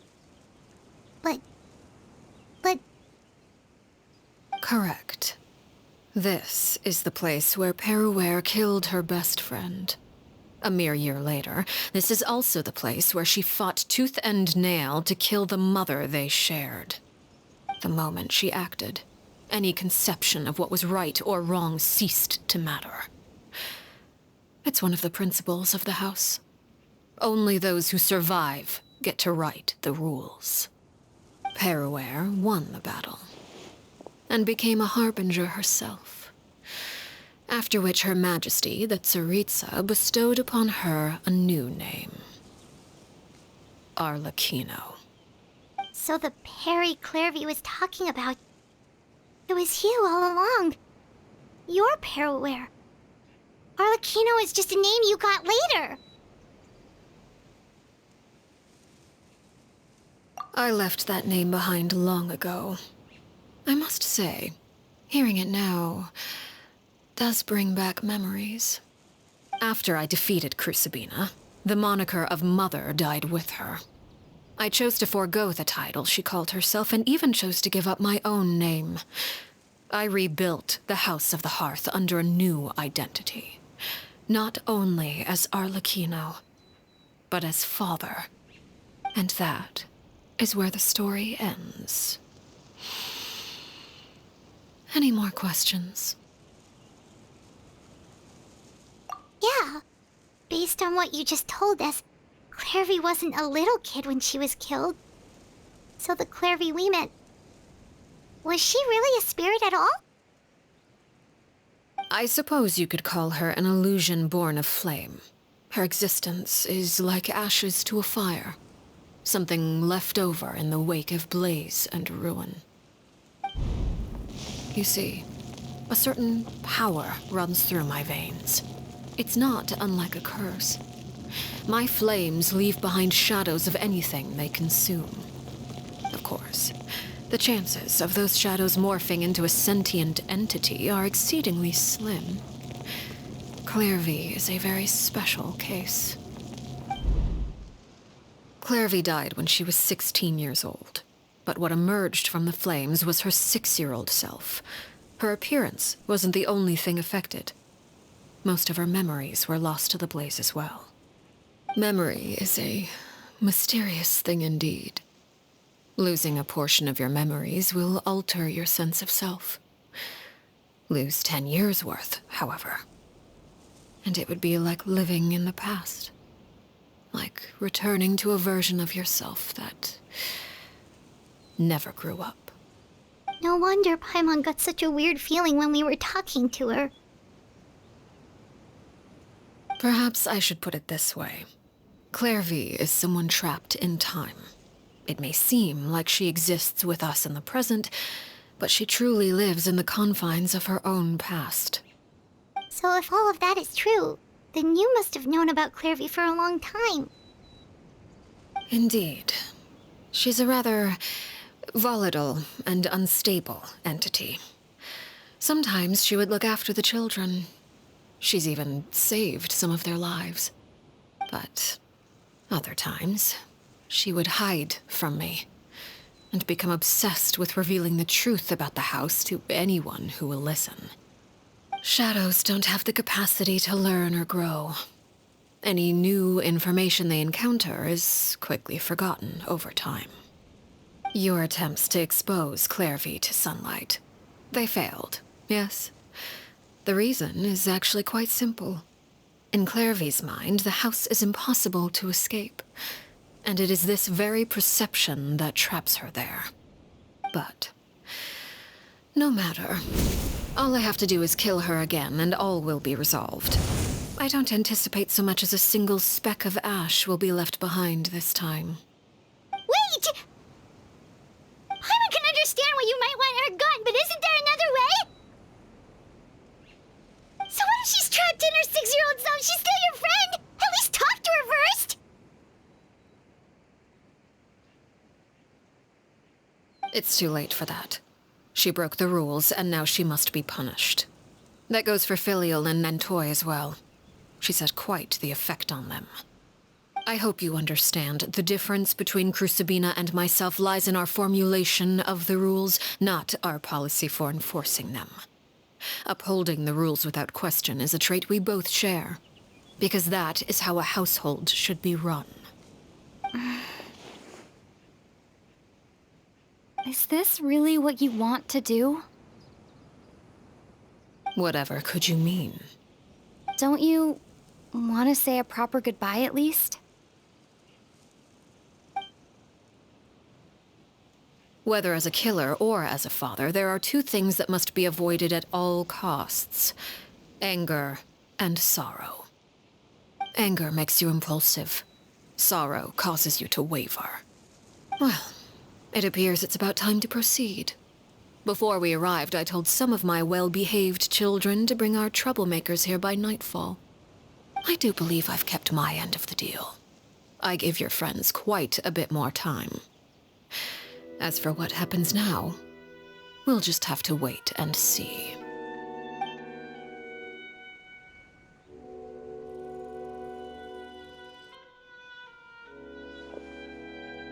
Here they are, Father. Ah, you gonna execute him? Seeing something like that would actually be a first for me. Lenny!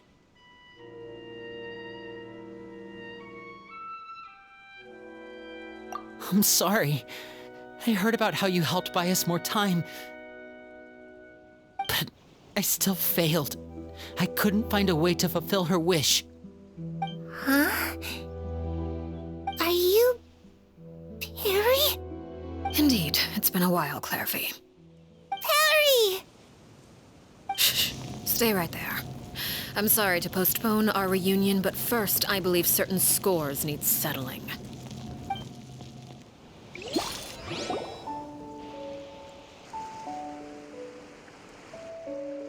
Father, let me explain. Out of my way. Father!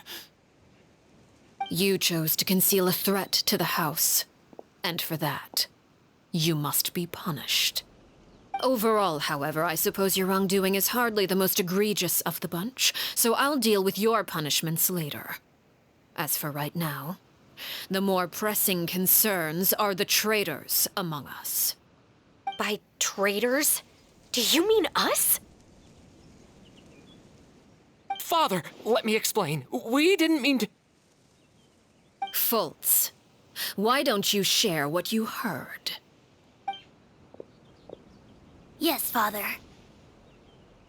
Secret midnight meeting number 3. Participants, Filial, Nantoi, Sato, Toddy. Nantoi clearly said, if only Father wasn't the one who took us in. Sato added, I'm sick of this life. I just want to live as a normal person. Filial was the worst of them all. She called us crazies and said a bunch of mean things about Father. I did not! You're lying! Fultz is trying to frame us.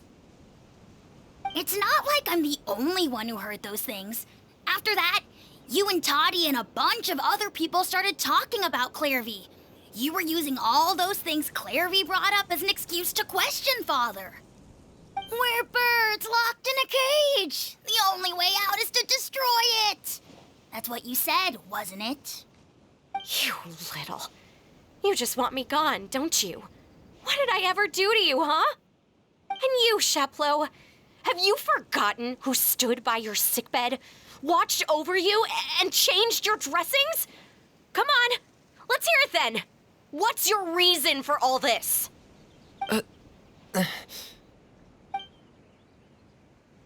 You're wrong, Filial. We don't want you to die. You're our family. Liar. You wouldn't be doing this if that were the case. So why? Why have you backed us into a corner?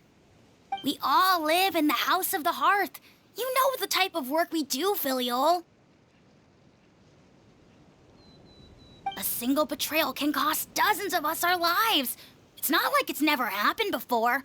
That kind of thing is hard to forget.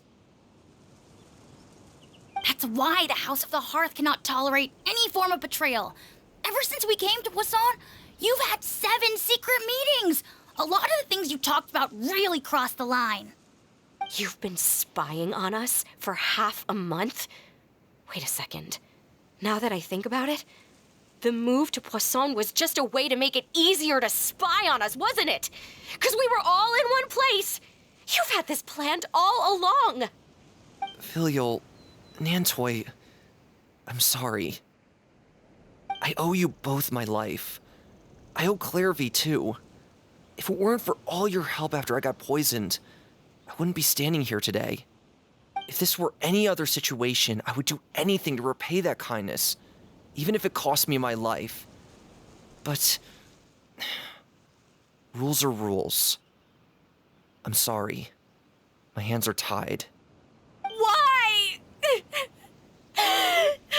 Why? That's enough, Filial. We made a mistake, and we should own up to it. We broke the rules, plain and simple. And now we have to face the consequences. I'm sorry, Sheplo. Fultz. I'm sorry, Father. We accept our punishment. Chapleau, according to the rules of the House of the Hearth, how should these traitors be punished? All those who betray the house pay with their lives. And so it shall be.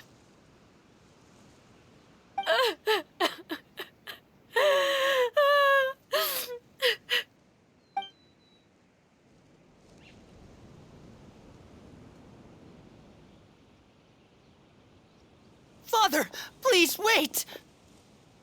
Something you want to say, Linny? Please reconsider, Father. What Filial and the others did, does it really count as betrayal? We all come from broken families. From the very first day we joined the House of the Hearth, we wanted nothing more than to make it a real home. But the truth is, none of us know what a real home should look like. I'm not saying I have all the answers. All I know is this. Killing Filial and the others may uphold the rules, but doing so will only bring us further away from being a real family than we've ever been.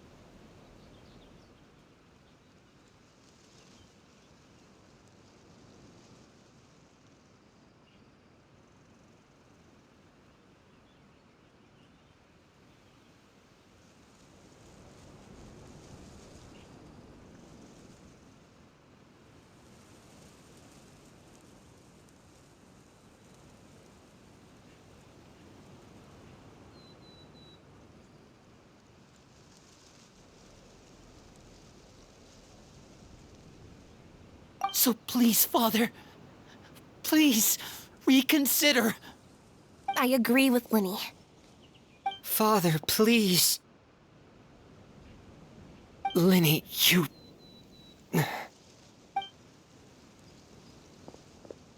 I also agree with Linny.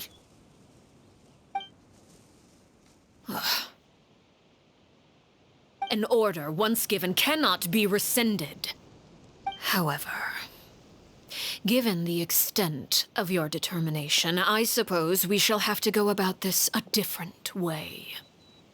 Draw your weapons and face me. Our weapons? Father, are you referring to a duel? Precisely. The rules of the house will not be altered. Traitors must be punished. However, resolving disputes with a duel is also one of our rules, one that also applies to me. Demonstrate a sufficient showing of strength, and I shall offer a concession. Wait. Beat Father in a duel? Impossible. Father is way too strong, even for Lenny.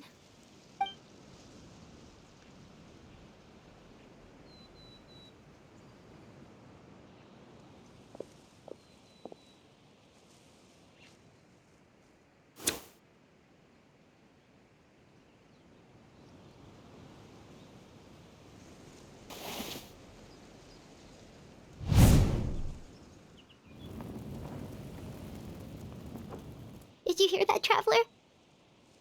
Lenny and the others have to duel the knave. What should we do? Can they really win something like that? If they lose, those people from the house are really gonna be executed. Hey, are you listening?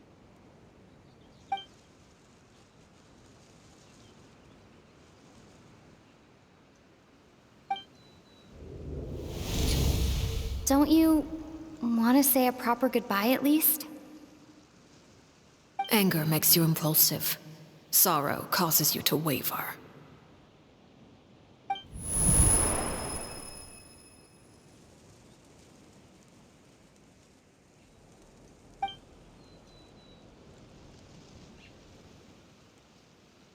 Oh, looking at that expression on her face, she seems really serious about this.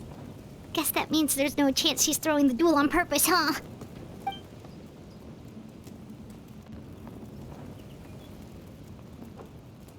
When guests are around, families are often on their best behavior. And any disputes are less likely to escalate. When the time comes, make the choice that you deem most appropriate in the situation, and lend your help to the House of the Hearth. What's wrong, Traveler? Hey, where are you going? Traveler?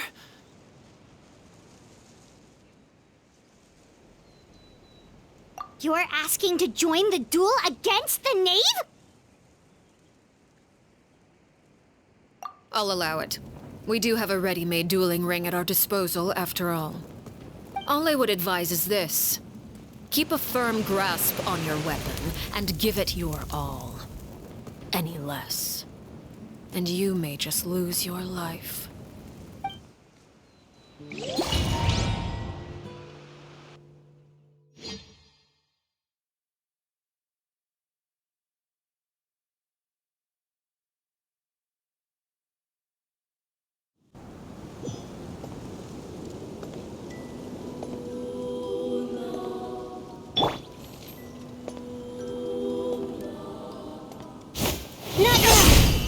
Stars, shine for me. Have fun with this gift. Everybody stand back. Closer now. And voila!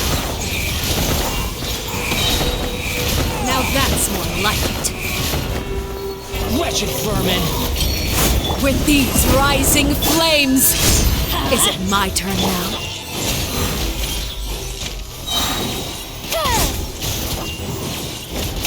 Are you alright? Don't be scared. With the fall of darkness, destruction shall rise. The countdown has begun. Have a taste of purgatory.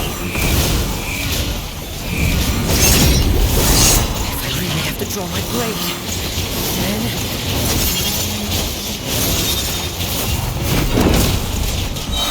The night is cold. Is it my turn now?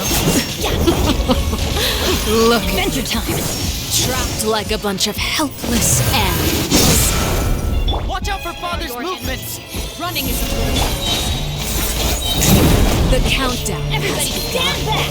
Have fun with this gift. Like a fly tangled in a web.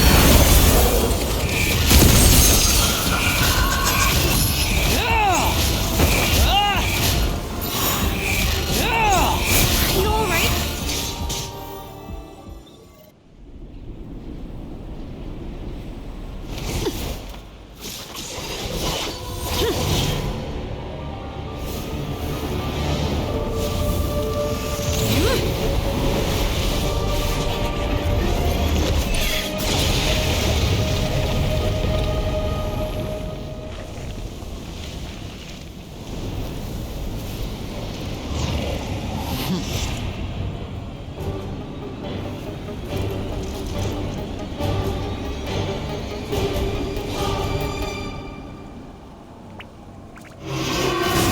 Kindness has been seared away. The night is cold. My blade is all that remains. Dare to mess with me?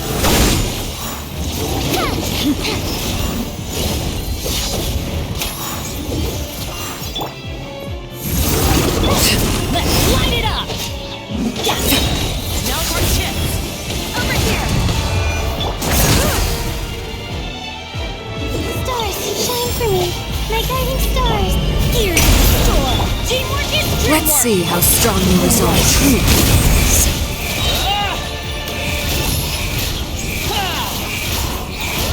Watch out for Father's movements!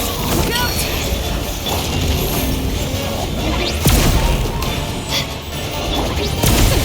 We'll see about that. Take cover.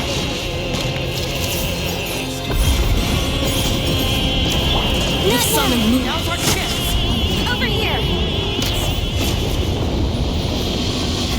Struggle with fate. I'm sorry, Professor.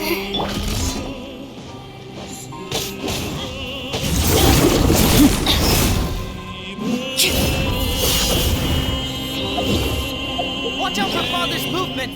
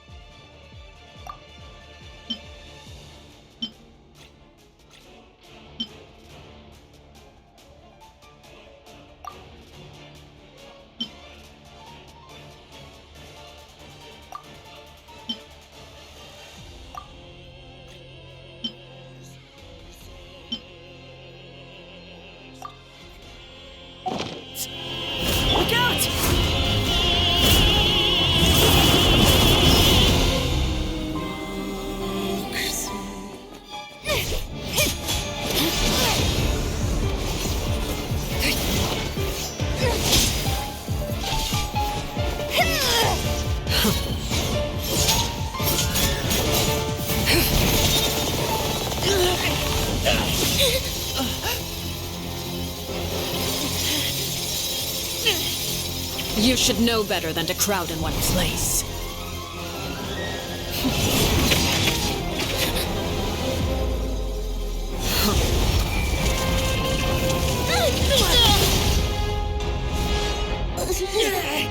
Oh, I know. No! I'm sorry, Father!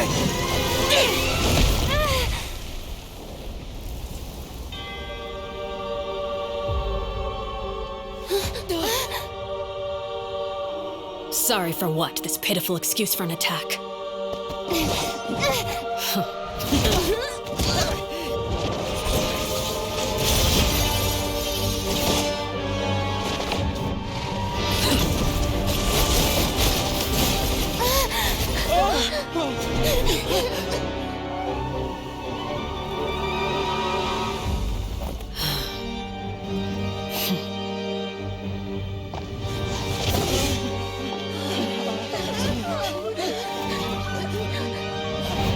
Father, no!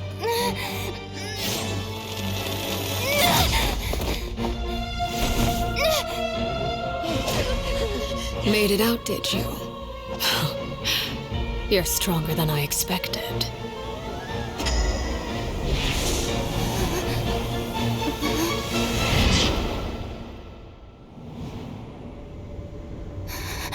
A crimson moon. I can't move.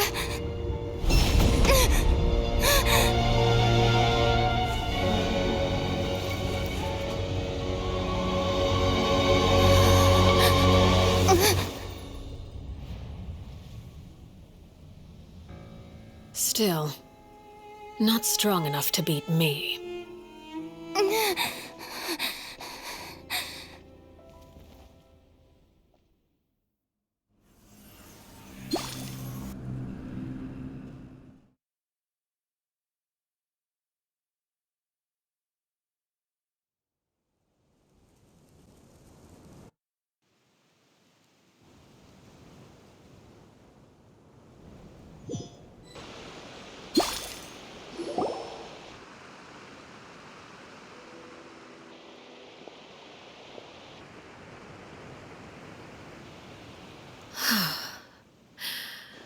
I believe we can end things here. It's not often that we get to enjoy the company of guests, after all. We wouldn't want things to get too out of hand.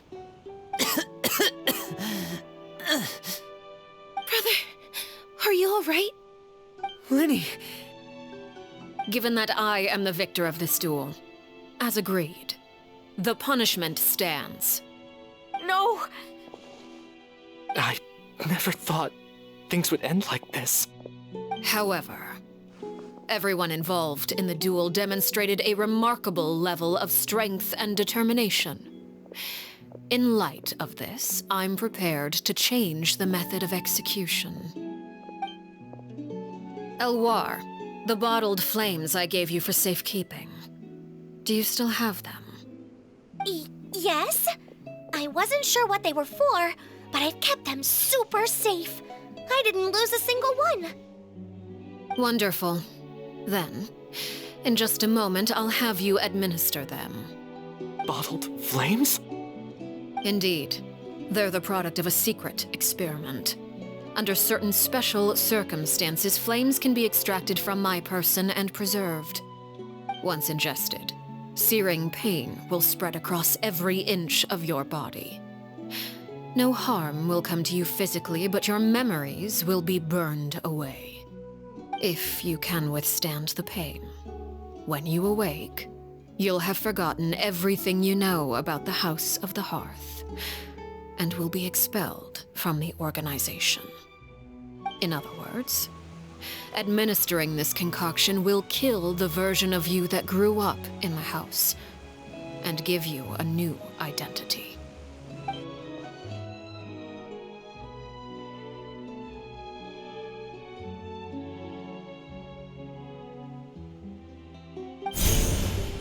Memory is a mysterious thing indeed. Losing a portion of your memories will alter your sense of self.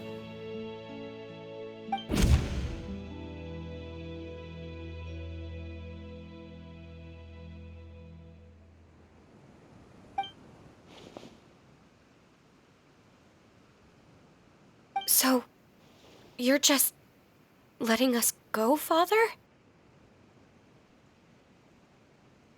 You misunderstand. Memories are extremely important. Once consumed by flame, the version of you standing before me will die, and our secrets will die with you. So no, I don't intend to just let you go, because the person who survives will be nothing but a stranger. Even so, I won't have to live in fear anymore. I'm sorry, Father. I'm sorry I let you down. But I really... Don't cry, Filial. You haven't left the house yet, so there are still rules to be followed, yes? Remember what I taught you. Anger makes you impulsive, sorrow causes you to waver. Don't let yourself be controlled by your emotions. Of course. I'll remember. Dry your tears, and go pursue the life you really want. Yes, Father. Chaplot, Fultz, Elwar. Take them back to Poisson. And bring Linny and the others as well. I prepared 3 extra vials of bottled flames. As for whether to take them, the choice is yours. Goodbye, children. The next time we meet, I will no longer be your father. Thank you for all you've done for the house. I hope you have bright futures ahead of you.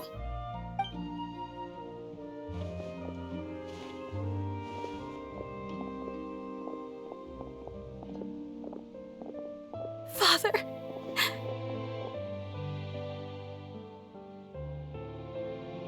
Let's go.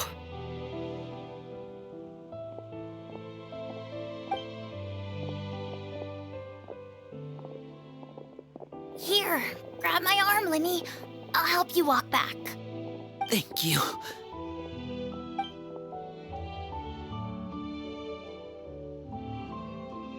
Clairvy.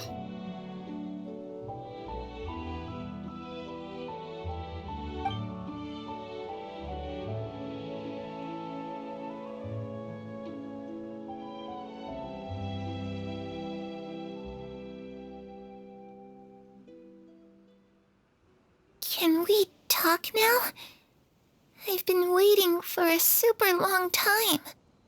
You really are Perry, aren't you? I haven't seen you in so long. How come you're all grown up? Wait, did I somehow travel to the future on accident? Or am I dreaming? What a long dream. Neither. You died, Clairvy. That's what happened. You could have at least sugarcoated it a little. Look, she's still speechless.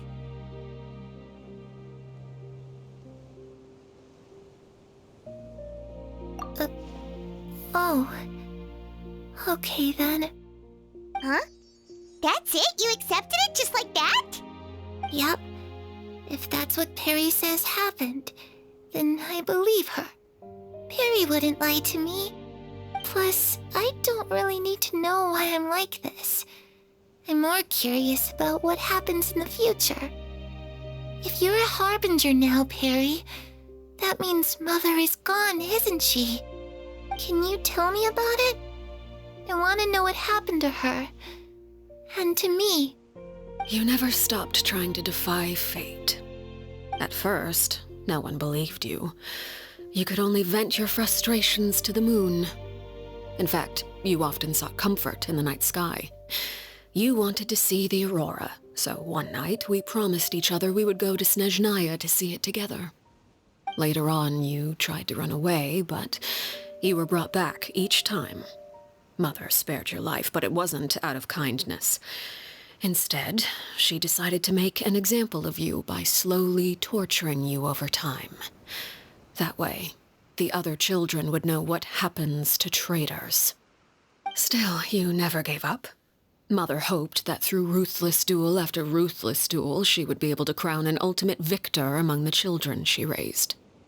But you called on everyone to unite, to fight to a draw in order to reduce casualties. Your efforts may have only delayed the inevitable, but still. You gave them hope. You tried everything you could think of, but every attempt ended in failure. Still, you never turned your sword on Crucibina, and you never turned it on me. On that gloomy day, you told me, "For the last 16 years of my life, I've done everything I can to fight for freedom. But now, I realize that the only freedom I truly possess is the freedom to choose to die." I never imagined I would say something like that. I must have been feeling really worn down. But somehow, I still think I understand.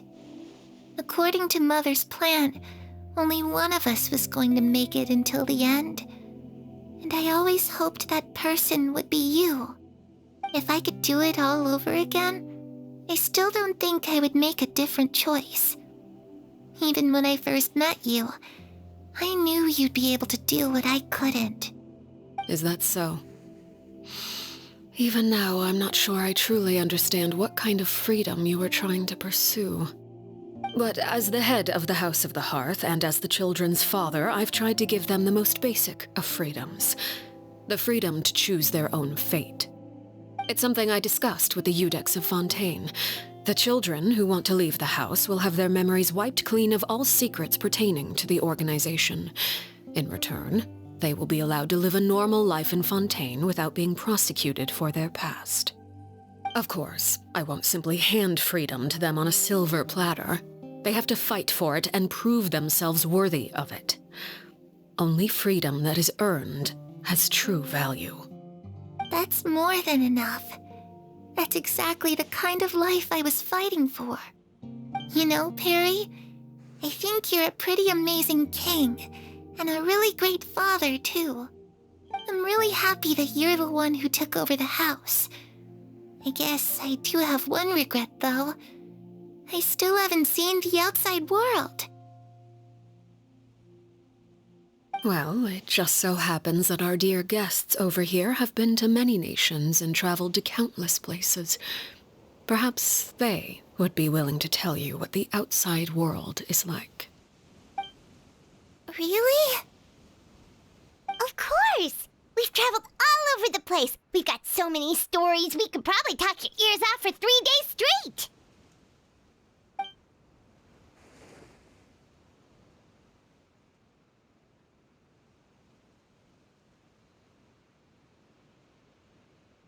You know, I used to dream of being a bard. Playing the lute while singing into the winds of freedom. Even if there was no one there to listen, I would have continued to sing no matter what.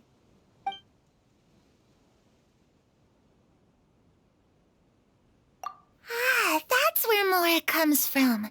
I never knew that before. If I had some Mora, I would buy 3 new dresses. One for me, one for Perry, and one for Mother. It's just too bad Perry doesn't like wearing dresses. And Mother, well, she probably wouldn't accept something like that either. I guess I'd just have to keep them all for me then. I could wear a different one every day.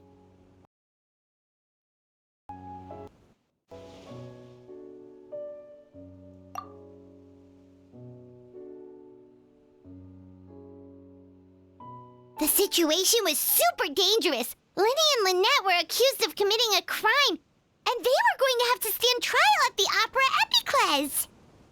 Oh no, that must have been hard for all of you. What happened next? Don't worry, we were able to turn the situation around super quickly. All thanks to Detective Paimon, of course. How'd you do that? Come on, tell me. Okay, so it was like this. After the failed magic show, we rushed to the scene and...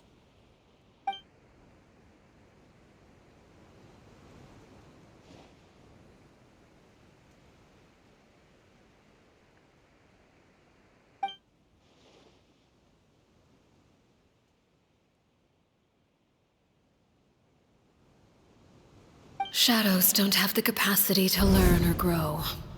Any new information they encounter is quickly forgotten over time.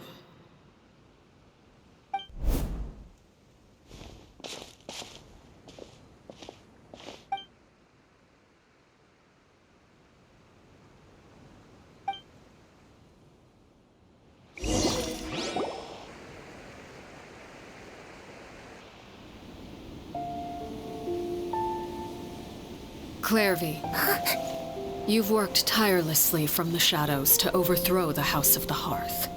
Now, by my authority as the Knave, I shall announce how this matter ends. You are hereby expelled from the House of the Hearth. You are no longer tied to this place, nor are you bound by its rules. You're saying that I can finally leave? I get to experience the outside world as well? Oh, I almost forgot. There's no getting older for me. Still, seeing who you grew up to be makes me really happy, Parallel. Take care of yourself. Goodbye. May we meet again someday.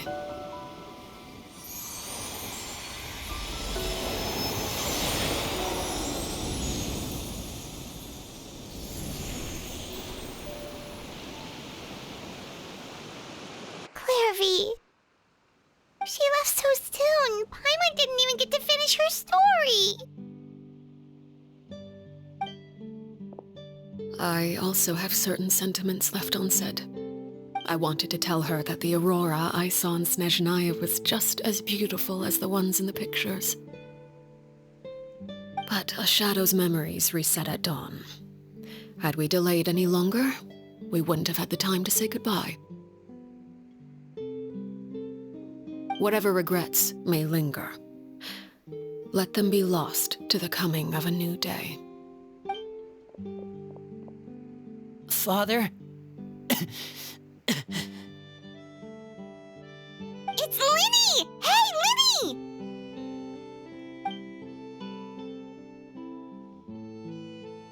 What is he doing back here? Let's go check it out.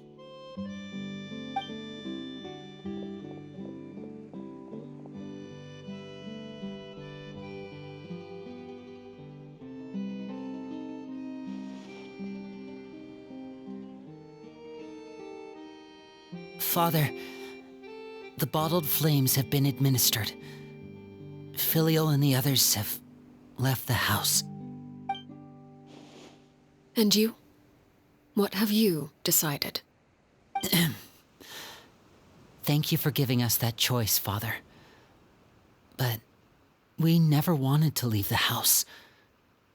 It's the only home we've ever known. Lynette and Fremine feel the same way. They're recuperating back at the Hotel Bouffe d'Été. But I decided to come back and tell you where we stood. I'm sure you're well aware of the expectations I have for you. I want you to follow in my footsteps and become the next king of the house. Yet you seem to have different ideas. I must admit, I'm rather surprised by your decision to stay. There's nothing wrong with choosing to live a quiet life. Leading this organization is a heavy responsibility, one not so easily carried by someone forced onto the throne. I just never understood what you saw in me. What made you believe I was deserving of that throne? You're brave, talented, and, most importantly, you cherish your family. You would do anything to protect them, even if it costs you your life.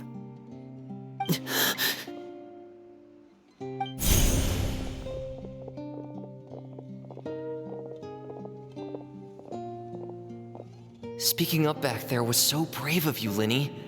It's all thanks to you that we were able to convince Father to back down.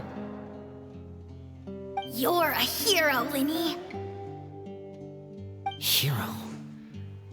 Father is the real hero. Had Father gone all out during the duel, there's no way I would have walked away with my life. She must have had it all planned from the beginning, from the very moment she suggested a duel. I'm not deserving of that title. I'm not strong enough or smart enough. You're wrong. In my opinion, all you need to be deserving of the throne is conviction and the necessary strength to act on it. We may have different ideas of what it means to be a family, but you can hardly be said to lack conviction. What you truly lack is strength. For someone of your talent, though, that's something that will come with time. Even without that strength, you still chose to face me in a duel, even though the odds were stacked against you. That capacity to honor your convictions is what I truly see in you. Father. No one knows what the future holds, what tragedy or triumph may be in store. Being at the head of this organization requires the strength of will to face whatever comes. Caution will only hold you back. If reaching a certain standard were required to go after what you want, I would never have succeeded in killing my predecessor. Back then, there was still a considerable gap between our abilities. Strength may decide the ultimate victor, but those who let a lack of strength dictate their decisions or undermine their convictions will never be worthy of the throne. I understand, Father. Thank you. Children must grow up to surpass their parents. Only then can a family continue to flourish. The road ahead is not an easy one, so I'll ask you one last time. Are you certain you want to stay? You've done so much for me, Father, and that kindness must be repaid. Plus, with Project Stuja at hand, there are many dangers ahead, and I, for one, don't intend to back down. Protecting my family at all costs. That's my conviction. Then you're welcome to stay. As for Project Stuja, you need not be too concerned. If those cowardly businessmen and heartless dignitaries try to take us down, I'm prepared to teach them a lesson.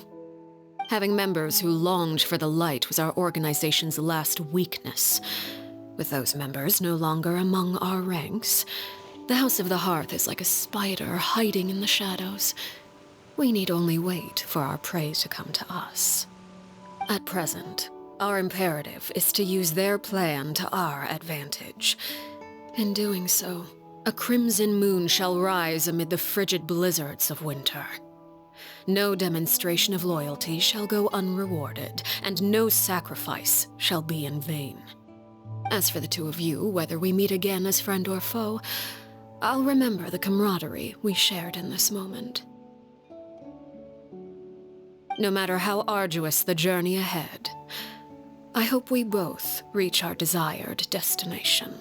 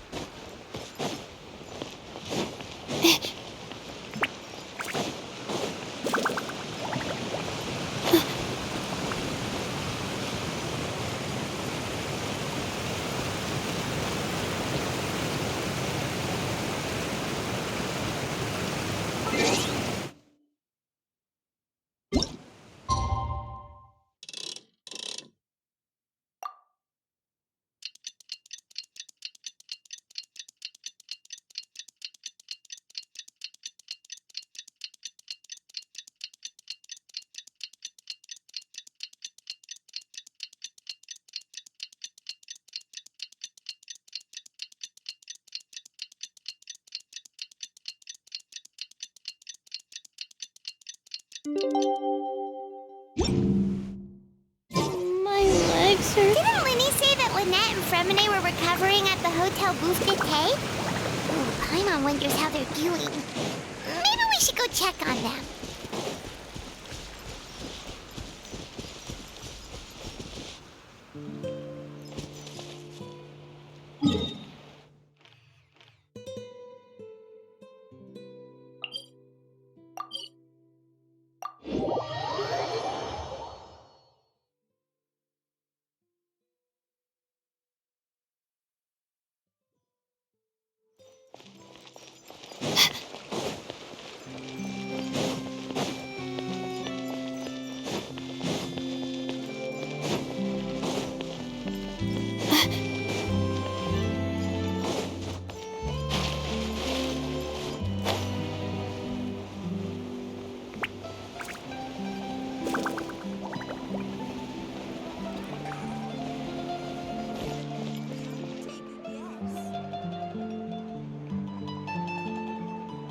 Lynette? Fremine? How are you feeling?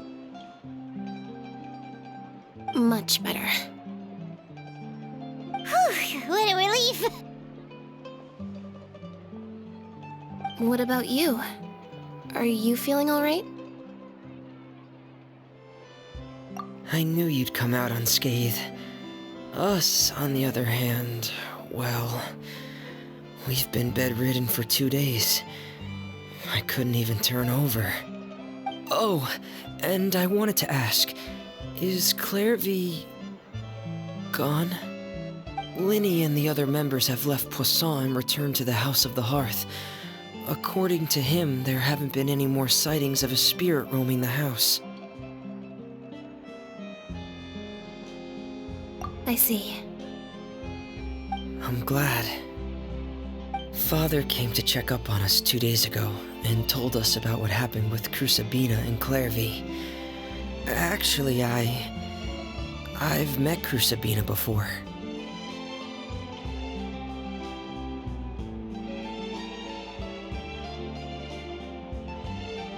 Wait, what? You've met the former knave? Crusabina died a year after Clairvy. It was during the year between their deaths that I joined the House of the Hearth. Crusabina had an extremely cruel and radical way of doing things. While she was alive, the atmosphere in the house was suffocating. When I joined, though, the experiment she valued so much had already come to an end, and all the people involved, dead and injured alike, were gone. Crusabina never talked about the past with us newcomers. A couple of months after I joined, Father killed Crusabina and burned all her files. With that, the names of all the people subjected to her experiments, Clairvy included, were lost to the flames, along with the painful memories they represented. Father took in Lenny and me a couple months after that, but she never mentioned anything about Crusabina or Clairvy. It really seems like something she was planning to keep to herself. The last time you talked to her, did she mention why she kept it a secret for so long? She said she didn't want us to be affected by the darkness of the past. She was worried we'd develop a false sense of gratitude towards her if we knew about it. The foundation of a family should be free of any corrupting influence. Whatever happened in the past, it has nothing to do with who we are now. And that's what Father told us in the end. But I still thanked her for everything. It was only after hearing about what Crusabina did that I finally realized how insignificant our lives could have been. The members of the house meant nothing to her. To say that she valued them in any way, even just as a tool, would probably be giving her too much credit. If Father hadn't taken over the House of the Hearth, I probably would have already... Father rarely brings up the fact that she saved us. She doesn't believe that being indebted to her should be what ties us together. But even if we didn't owe her anything, we would still choose to stay. Because this is our home. We may have arguments or times when we feel wronged. Some people may even choose to leave. But as long as Father is here, we will always have a home. Whether the path before us is bathed in sunlight or shrouded in shadow, we'll follow Father wherever she chooses to go. So I wanted to say thank you for helping us make it through this crisis. Without your help, we could have lost a lot more along the way. Oh, we didn't do anything, really. Of course. You're welcome anytime. Are Filio and Nantoy okay? I actually saw them at a cafe this morning. They didn't recognize me. From what I could tell, they were drinking coffee and talking about one of the operas that started running recently. They seemed happy. If I had to take a guess, I would say they finally found the kind of life they always wished for.